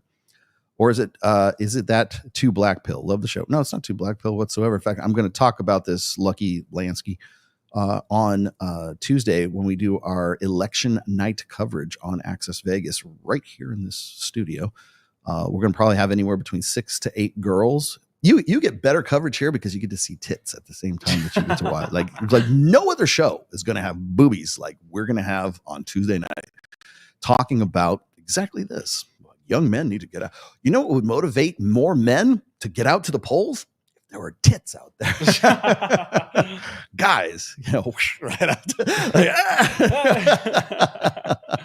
you voted? That's the way it ought to be. Oh, thank you for the super stickers, sandwich. You know what? There you go. Stickers are just as important as anything else on this show. Oh God! Can I just show you a couple things? Because people are gonna call me to the carpet on this, and I kind of need to do this before. What time is it? Yeah, I got time. Let's. I'm gonna share my screen here really quickly. So people are gonna ask me, well, Rolo, how do you know that she doesn't have Sadia Khan doesn't have a degree?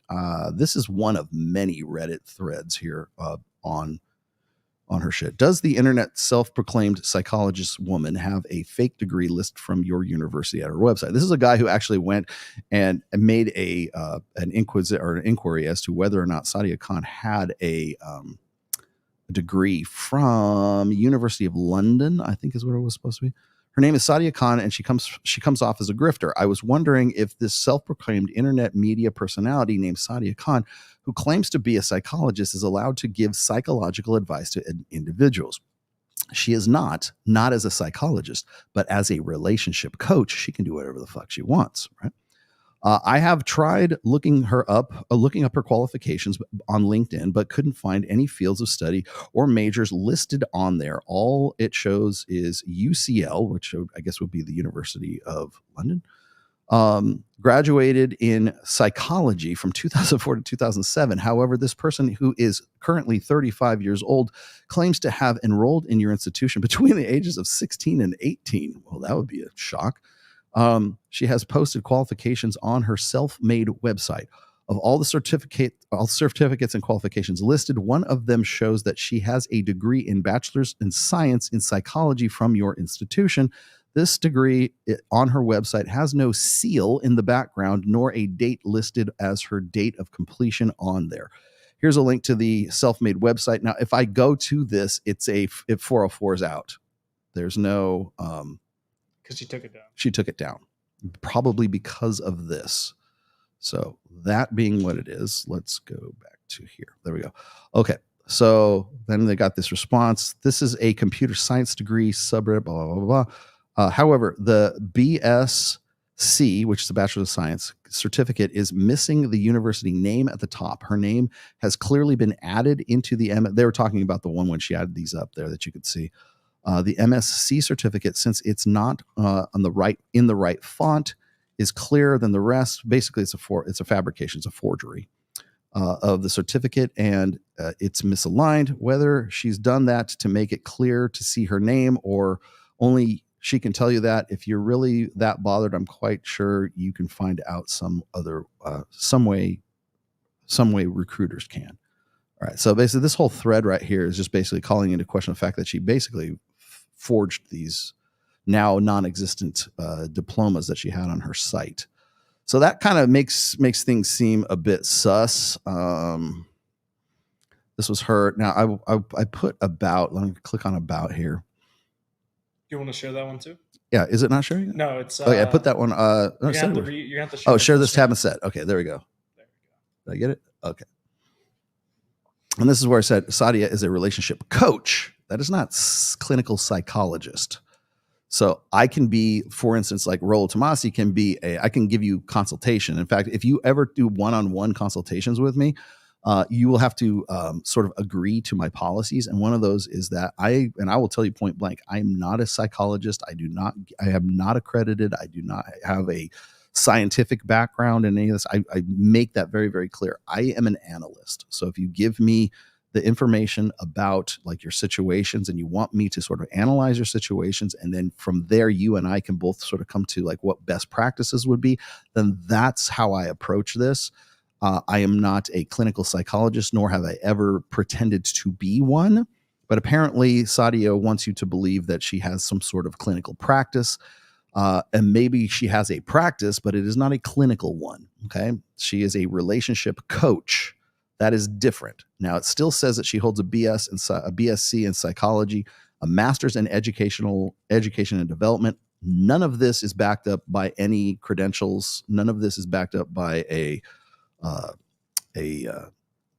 diploma of any kind. And as I said before, she has been very active. She's been in Birmingham. She's every month she's somewhere else, right? Birmingham, London, Los Angeles, Toronto, Dubai. When does she have time to have a personal, practice? I mean, she probably does like online consultation, maybe, but she's not like, I see this in my practice all the time. No, you don't, because you don't actually have a private clinical practice. You are not a psychologist. And the fact that she's putting psychology next to her name right there, I can understand why someone like Dr. Taylor Burroughs would have a real problem with that. As I said before, even guys like Jordan Peterson and Dr. Taraban, I can't speak for them. I don't know exactly, but I can tell you right now that Dr. Jordan Peterson has not been a clinical psychologist for quite some time. He has been an internet personality. So he still has his doctorate. I understand that, but he has not had a private practice in quite some time. I don't know about Dr. Taraban, but he is also very active. I would say Dr. Taraban is probably more active online than he is in a private practice. So take that take that however you want. But as I said before, sometimes it's, and I don't blame them. I mean, it pays off. It's much more lucrative to be an internet influencer / personality than it is to be a clinical psychologist today. It's kind of like the girls who go to medical school, or they become a scrub, or a surgery nurse, an ER nurse or something like that, and then they realize that OnlyFans pays a whole lot more money than the job that they went to 8 years of college for. So I get it. I'm not trying to be critical here, but I'm just saying, like, take her shit with a grain of salt, because she's not an accredited psychologist. At least we can't, until she can prove it, until she can show us a fucking diploma, until somebody can nail her on this one. That's why every time I'm on Access Vegas and Mike wants to throw out something about Sadia Khan, I always put the caveat that she's not a psychologist. Just keep that in mind. And then last thing I wanted to show you was this, because I thought this was perfect. Tons of guys who have multiple girlfriends and the girlfriends are faithful. I've seen it. The idea that she says there's a 100% correlation. Now, are there times where guys have multiple girlfriends and the girl's like, okay, I'm going to cheat too? I'm not saying that doesn't happen, but her data was on her experience as a doctor. That was her. And I'm like, no, there's no data on this. In fact, no, Mike, she's not a doctor. She doesn't have a doctorate. She's not a clinical psychologist, but we are meant to believe that she is. If you go back to the Bible, this entire society was based on individuals where polyamory or polygyny was very, very common, meaning one man with multiple wives. I'm not saying that's the only way to do it, but the idea that because a man has multiple wives, that all of those women are cheating, what she's doing is called talking her book. This is something that she probably feels in her relationship. Yeah. She wants to be true, so she's expressing that it's true in every case. Right. Yeah. And I'm fairly certain. I don't know what her background is as far as her personal situation. Does somebody say she was divorced? I'm not really sure. I don't. What did you want to know? Rollo, can someone put in for a consultation, but inside of dating advice we just play instead?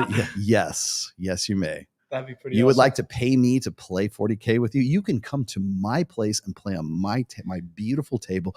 I'll bring out my gorgeous blood angels and we'll just go at it. Or if you would like to play against my Eldar, I can do that as well. Oh, is it that time? Are we going to, okay, is it bullshit time? Okay, it's bullshit. Apparently it's bullshit time. It's that time of the show where we bullshit our way out. Yeah. Yeah. Anyways, I wanted to show you what Mike had to say about that. Now, again, the only thing that I had to sort of like sneak in there is that she is not a doctor, and not a doctor. And maybe she has a doctorate in something. I don't know what exactly or where it's from. She supposedly has, or she has no doctorate whatsoever. So she is not Dr. Sadia Khan. She has at least from her own, from what she says on her information here, she has a BSc, which is a Bachelor of Science. You can have a Bachelor of Arts in psychology too, by the way, at least in the US. I don't know how it works in London or Dubai or wherever the fuck she's from. She has a master's in education and developmental psychology. Notice she doesn't say where this shit comes from. Qualified teacher status, where? So she has teaching credentials. Like, you can get vocational teaching. I used to have vocational teaching credentials. Diplomas in psychotherapy. Diplomas from where? High school? Diploma, Phoenix University. Like, what is that? DeVry? Yes. Full Sail. Wait, no. Full Sail doesn't do that. Advanced CBT. What is CBT? Psychoanalysis and inner child healing. Okay. Well, more power to you, girlfriend. But apparently by every Reddit sub I'm seeing, you have none of that. And the fact that you pulled that from your main site leads me to believe that it was beginning to sort of catch up to you. So anyways, next time Mike says Dr. Sadia, she was a doctor in her practice. No, she has no practice. She's not a doctor. She's a relationship coach. That's it. Nothing else. She's not even a sort of clinical psychologist. You can't even call her a psychologist, because if you did, you better fucking call me a psychologist, because I have a bachelor's in behavioral psych. So you can call me Professor Emeritus, Professor Rollo. You have 2 PhDs. Emeritus. Yes. Emeritus from the University, the fantastic, wonderful Wolfpack University of Nevada, Reno. Yeah. I also have a bachelor's in fine arts too. Want to see it? It's on my wall. Both of them are. So. Yeah. So I have a degree in bullshitology. it's like what was the guy on Saturday Night Live, the pathological liar? Yes. I have a degree in bullshitology. I'm married to my wife, Morgan Fairchild. Yeah, that's it. Morgan Fairchild. She was a piece of ass back in her time, man. I'll tell you. Fuck, that's funny. Sadia believes her credentials matter to men. Yeah, nobody cares. They just look at her. She's just hot. She's just hot. She's just fucking mouthing the words, guys.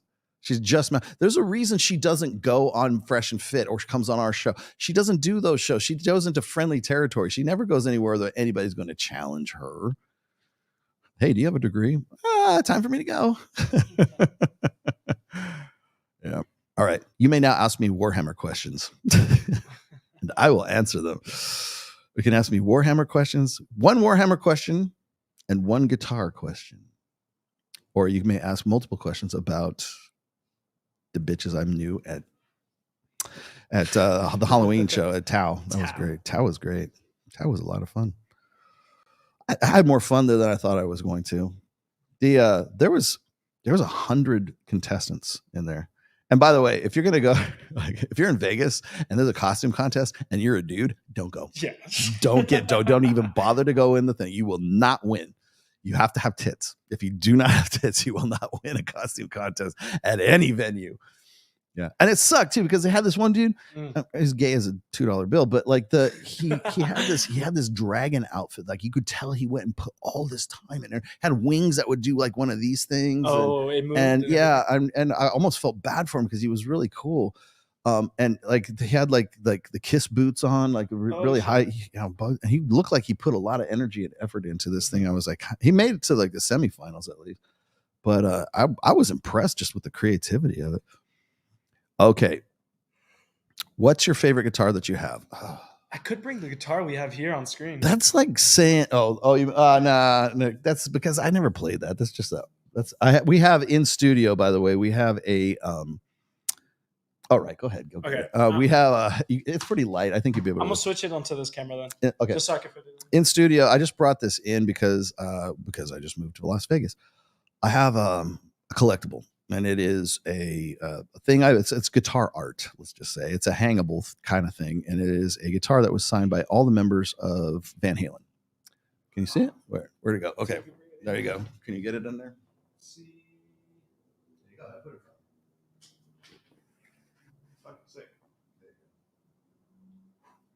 We're putting this up in the green room over here in the studio. Right, we're trying to make this into a real professional studio. Thank you very much.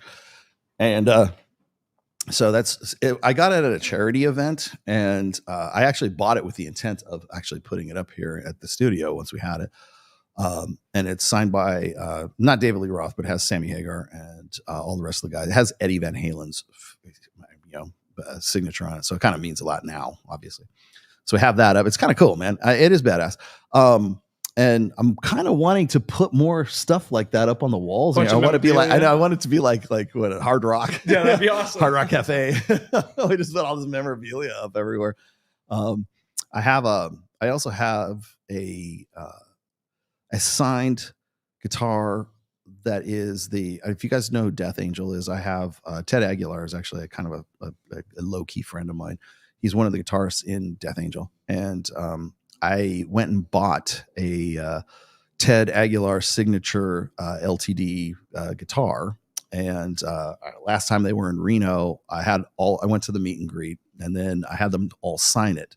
And I probably never will play it live. It's a great guitar too, which is kind of sad.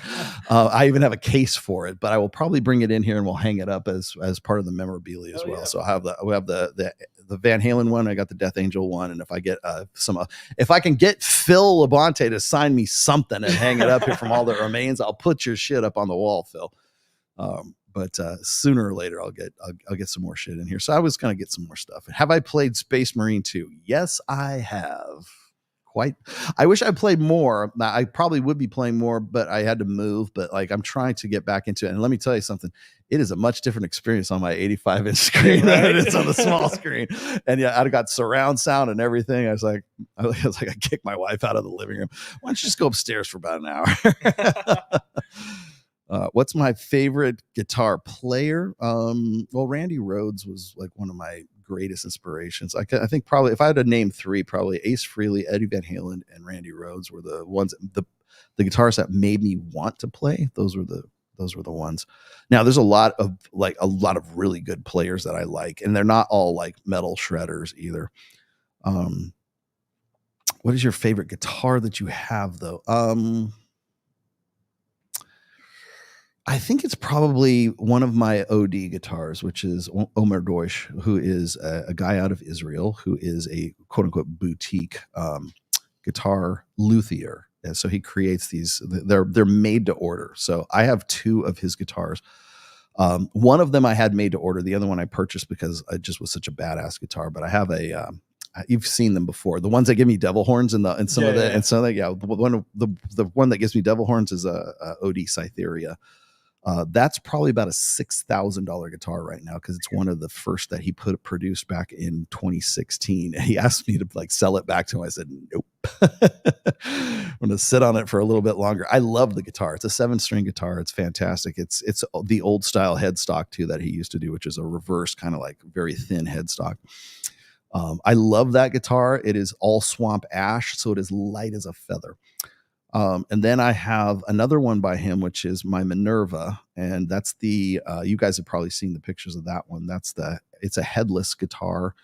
And, I had that made to order. It took about 2 years, not 2 years, about a year and 3 months, I think, to have that guitar custom made for me. Cause he only takes a certain amount of orders per year because he can only produce so many at a time. Right. And so, that was maple though. That was a maple guitar, and the neck goes through the body neck.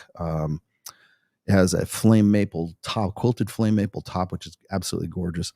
And then it's got what's it got in it? It's got the Nazgul pickups in it that are fucking awesome. And I just love that one too. I just like the way they play. Those are 7 strings. Probably my favorite 6-string is the one I made for myself, which is I have an Ibanez Destroyer / Iceman hybrid that I made myself. It's got an RG. It's got an RG neck on it. That was when I was playing in Trial of Ascension, and when I was in Trial of Ascension, I never needed a whammy bar because it was all it's like really gent kind of stuff, and I never really had to like do any like deep dives or anything like that. So it was the first guitar I ever put together for myself, and I learned. Actually, it was Omer Deutsch, the guy from who made my guitars, the luthier. He taught me how to stain the guitar and how to lacquer it, because I stained it and then I dyed it red, and then I learned how to lacquer over it and do the polishing. It took me probably about 2.5, maybe 3 months to actually get the finish that I wanted on it, because you have to go back to it, sand it, then you have to go back and buff it and then sand it again, and then you have to add a little more, and just till you get to a really good, like really like nice rock hard, sheen to it. And it's absolutely a fantastic playing guitar. And I think probably it's my favorite because I built it. So. Hell yeah. Yeah, I love it. What is this? Without Rolo's podcast, I don't know terms like sport fucking and dick dash. Dick dash is mine. Registered trademark. You got to put a little circle R next to dick dash. Yes, dick dash. Somebody made a compilation of those. Like I said that on, I say it on Access Vegas quite a bit, but I was on Valuetainment, and they go, dick dash. I need dick. I need dick. And it was just like this compilation of me talking about it, because I've talked about that quite a bit. That's funny. Paul, I guess I'd have to know. Sport fucking is not me though. That was a quote from a movie. Like you You don't have the sport fucking gene. I know what you're talking about. Yeah. I don't remember the movie. Yeah, that's funny. All right, guys. Sodomy con. Very funny. Even now people are like, Dick Dash, what do you mean? Let's not go there. Yeah.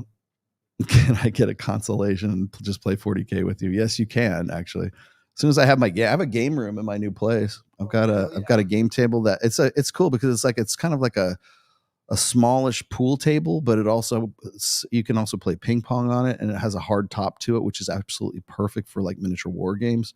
So like I can play pool, I can play ping pong, I can play, not that I do, but the pool table is kind of cool, but I only got it. My wife likes the other shit on it, but I like it because it's like the absolutely perfect game table. Oh, just since I'm doing announcements anyways, do I accept cryptocurrency? Absolutely, I do. On the Phantom Network, no less. Would you like me to give you an address? I will give you a wallet address right now. But no, I was going to say is I am going to go. People kept asking me on the last show if I was going to go to the Las Vegas Guitar Trade Show, which is at the Silverton. I want to say it's next week, I think. I'm going to go. I think I might go on the 9th. So that'll be a Saturday. Obviously, I can't go on the 10th because that would be the show. But on the 9th, I'm going to go there. I'm just going to wander around. So if you want to meet me at the Guitar Trade Show, that's at the Silverton Casino in Las Vegas, I'll be there on the 9th. I'll probably be about noon to 2, I think.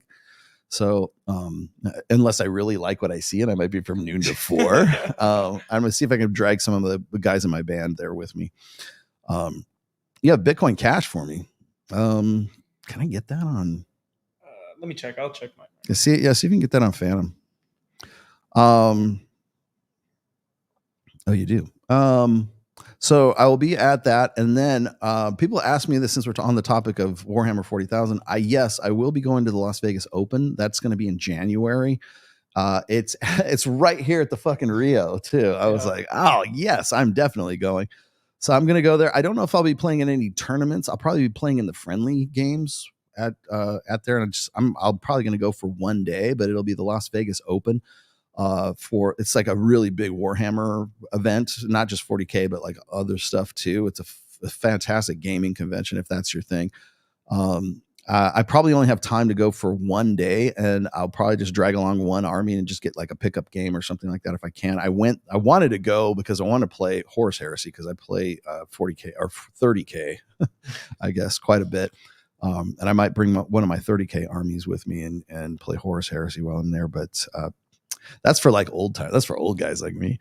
It's funny because like Warhammer 40K is like the most current game, but like 30K is almost like if you're a historical gamer and you play 40K, then you play 30K, but it's not really historical.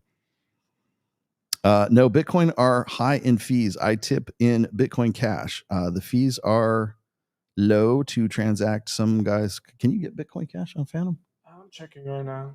Either that or I got my MetaMask, I suppose I could do. Bitcoin Cash. Can you get that through Ethereum? Probably not. No, that's its own. It should be under Bitcoin. You should be able to get it. Hold on, let me look at.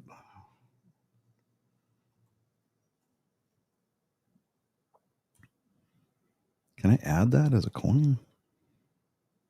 Can you give it to me in FWOG?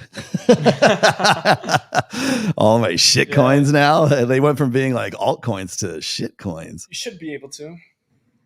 Bitcoin Cash on Phantom? Let me see. I like how you're salesman for Reignite. Oh, here we go. Here you go. Let's explain this to you. Reignite tries to build rapport, but he doesn't even know who Jean-Claude Van Damme is. I know who Jean-Claude Van Damme is. I know who Jean-Claude. Do you want to sell to old men? You get your cultural references right. Let's just play Bloodsport the entire time. Yes. But should I punch the snake? Yes. I know who he is. Don't worry. Oh, by the way, if you're getting those DMs or whatever from me, it is from me. I read every one of those. I love it when people go, "Is this the real Rollo Tomasi?" And then I have to step in and I go, "Yes, it's really me." Blah blah blah, and I explain, what's going on. I don't want people to think that I don't read those. I do. They always come up in my fucking my alerts. And also, Karn, we're talking about a Phantom wallet, not actual FTM, not Phantom the coin. Yeah, well, it's my wallet. It's Phantom Network, right? Well, no, that's Phantom. FTM is its own ecosystem coin. Oh yeah. I'm talking about the network. I have a Phantom wallet. Yes, Phantom wallet. Okay. Where I buy my Solana shitcoin. How do I add how do I add a? So I don't have it as a coin. Oh, I just keep my shit coins on Phantom though. I mean, I'd say the easier thing. I can give you the Tether address. You want to give me USD? I'll give it to US. I have USDC. Would that work? Yeah, but only receive USDC. Whatever it is, it's its own thing. Oh, can I receive? Oh, well, he could just send it to me as anything, right? Well, no, he needs a wallet address. Well, yeah, he could send it to anything, but he needs the specific coin address. But it's just for Bitcoin Cash, though, right? Yes. So I have to add that coin. Yeah. Okay. How do I add that coin? Let me see if I can get it on here. Because I see Bitcoin, but it's not Bitcoin Cash. He's going to give me like $2. Because I have BTC, but I don't have BTC Cash, which I know is different. Oh, manage a list. Here we go. Maybe I can just add it this way.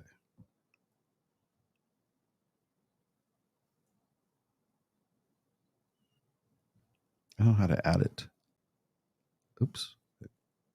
Yeah, it doesn't carry it. It doesn't carry it? Yeah. I'm fucked. I don't have anything for Bitcoin Cash. You could do like what is it called? Coinbase or any of those? I don't use any Coinbase. of those centralized. I have it it's on my actually, you know what? Do me a favor, do me a solid 4stock. Email me and then I'll get you the address. I can't do it here because I don't have my what you call it? My Trezor. It's on my Trezor. I do have Bitcoin Cash on my Trezor. Yeah. But I don't have my Trezor here in the studio. So email me, 4stock, email me. You can get its here, I'll just give it to you. Oh, Brandon, for sure, man. We don't hold Bitcoin Cash around here, partner. Yeah.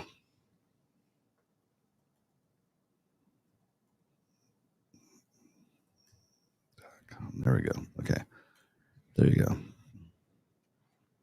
Why don't you so 4stock, go and just email me that and then I'll email you back my Bitcoin Cash thing. BTC is for store of value and Bitcoin Cash is transactional. You should carry it. I do actually. It's just on my Trezor. I don't have it on my laptop here.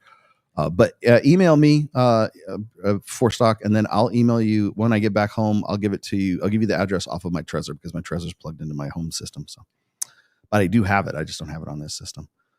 You probably do it through Exodus too.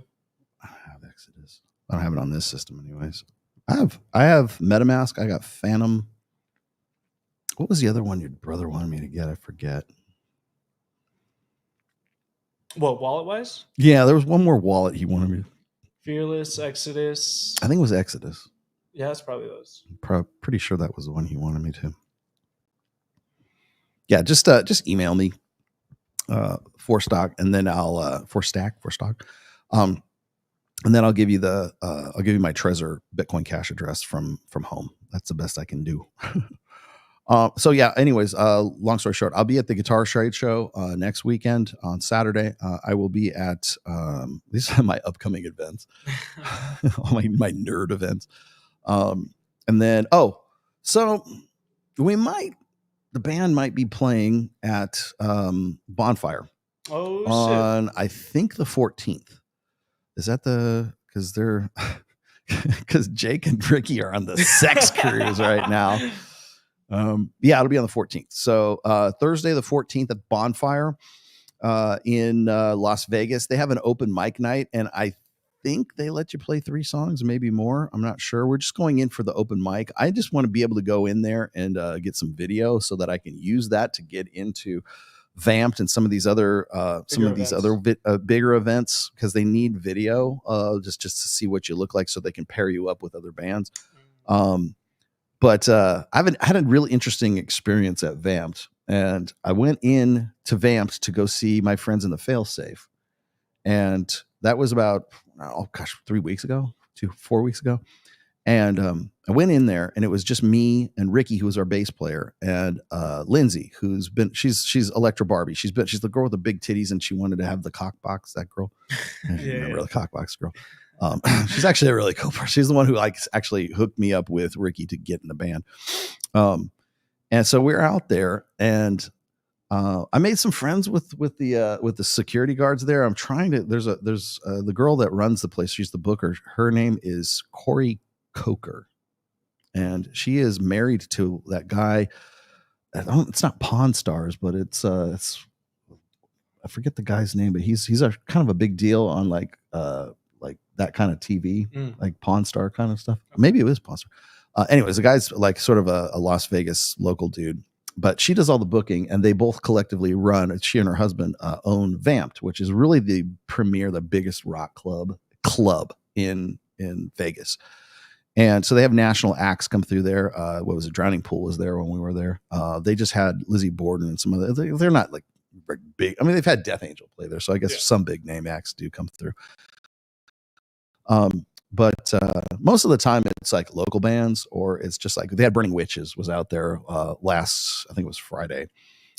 So those kinds of bands. So they're not like huge, well-known bands, but they're lesser known bands that are still touring. So I get out there, and it's an interesting experience for me because like if I go to Zook, or if I go to Omnia, or if I go to Hakkasan, like these are clubs that are out here. As soon as I get up to the front, like the hosts there, they know me. They're like, "Oh, Rolo," they'll let you in. That shit does not work at Vamped.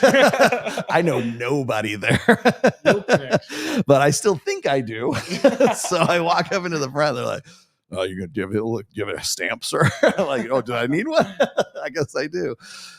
So I go there, and I'm trying to talk to Corey Coker, and I cannot get past security. They would not let me talk to her, and I'm like, "Oh, challenge accepted." I am playing this motherfucker. I will play this fucking venue. Yeah, is it Rick Harris? I don't forget the guy who was the dude.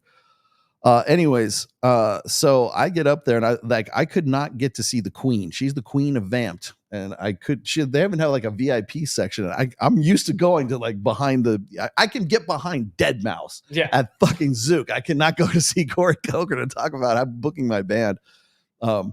So that's my goal, is to do that. And now I was at the summit, which was the MOA Men of Action Summit, just yesterday, as a matter of fact. And I was on the panel, I was talking about this, and I related this. I said, if Mike Sartain's plan of action is social circle game, right? Mm-hmm. That should be like universally applicable, don't you think?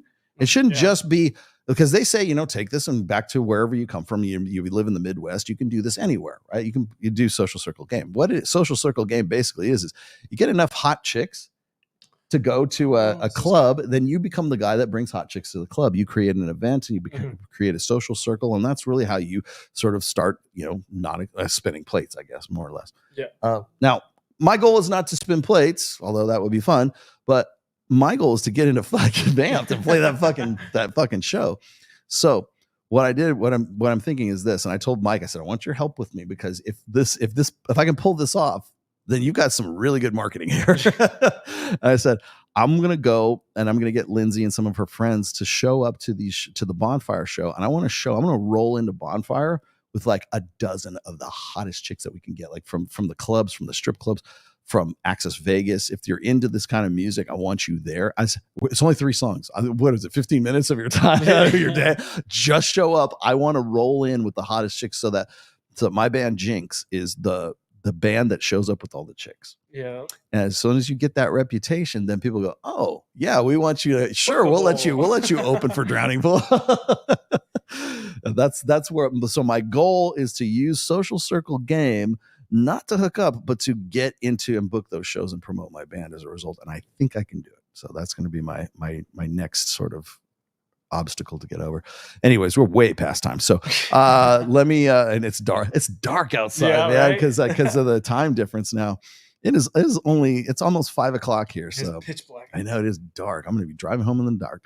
Anyways, guys, thank you for watching. Again, Access Vegas will be on Tuesday night, which is day after tomorrow. And it is election night. Go out and vote before you watch the show, please. Or watch it on the way back. I'm going to see, I don't know if we can do this. I'm going to see if we can possibly work out some sort of call-in kind of thing. So if you wanted to call in, if you wanted to be a part of the show, I'm going to see if we can work it out so we can get, people to sort of come in remote. I want to make sure, I'm going to see if I can get Jim Sexton to make an appearance. We're just going to basically have people coming in and giving their 2 cents about the whole election shenanigans and everything that's going on. Jim Kilgore will be here giving us play-by-play. Me and Mike will be doing it. I think we're going to have anywhere between 6 and 8 girls on here. We were trying to find girls who were like, some of them supported Kamala and some of them supported Trump, and we're going to have this back and forth. It is next to impossible to find any of these girls in Las Vegas who want anything to do with Kamala. So there's a possibility. I don't know if it's going to happen or not, but Torsha is saying that she's going to come out. She better have booked her flight by now. So Tori's telling me she might be able to make it. But we're going to see how many like superstars we can get in on this show. We're going to have some people, I'm sure they'll be coming in and out of here for the show, but we're going to be here until the election is over. And then we're going to do our analysis. And so we're going to have an Access Vegas election edition on Tuesday. I believe we're starting at 8 o'clock our time. So it'll probably be after the polls have closed. I think that's when we're going to do it. So it'll be from like 8 o'clock to 11. If we go earlier, we'll let you know, but I'm pretty sure that's going to be the case. We're doing it right here in our Red One studios. And I think we're probably going to have the most entertaining election coverage podcast. In fact, I'm very confident that we will have the most entertaining election coverage podcast going on at that time. Now, I know Daily Wire's got Tim Pool. He's a good-looking fella, but he's not as good-looking as the 6 to 8 chicks that we're going to have here with big titties. So you can't beat the tits. So one last one. Rolo, long gone the days we had Dr. Ruth talking sexual relations. Thank God they're gone. No more Dr. Ruth. All right, guys. Thank you guys for watching. I will see you guys on Tuesday, and we're out. Take us out.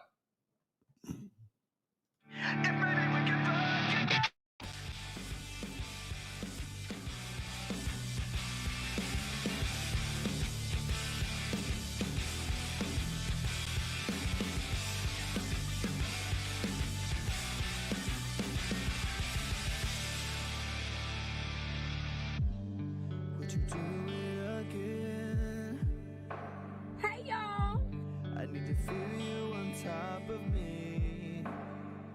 It was my first time, but I was just a kid when we met and went to bed. It was my first time. What do you expect from me? I'm breaking up the rules now in the game. I've got some new tools. Please do the same. Time came by when over like a matchbox stereo. Time to get my thoughts now, let go. Bound to keep me up all night. No, you're wrong. But maybe we can fuck again, and maybe things are different. Goddamn, baby, one more again. Won't you put it on me one more again? No, you're wrong. Maybe we can fuck again, then maybe things are different. Goddamn, baby, one more again. Tell these bitches to go to hell.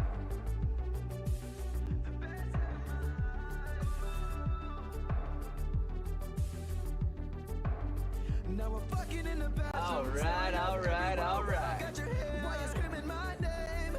That's nasty. It is nasty, right? Isn't it nasty? Ugh. She was swinging in the bedroom, whole top stopping and stopping with her head like she's Claudia Kelly. Alright. So baby, come run me, ride me up and down like a pony, turning up my song, getting nasty, walking up and down like a pony. Run me, ride me up and down like a pony, turning up my song on your body. Baby, we'll get down to it all night. But maybe we can fuck again.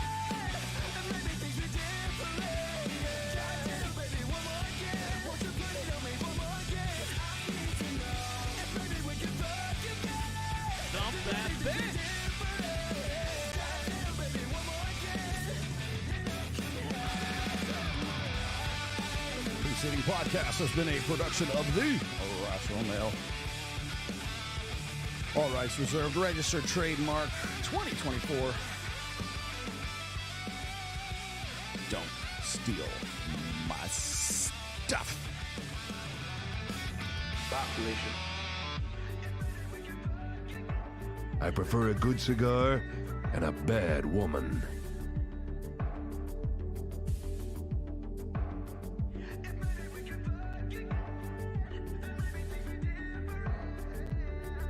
Goddamn right. Guilty, guilty, guilty, guilty!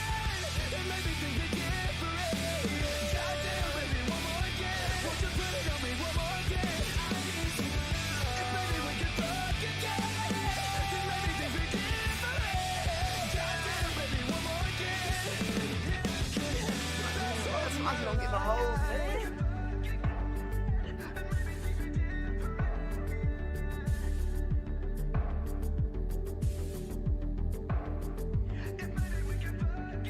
Like, man, bro, somebody don't get the hose, man.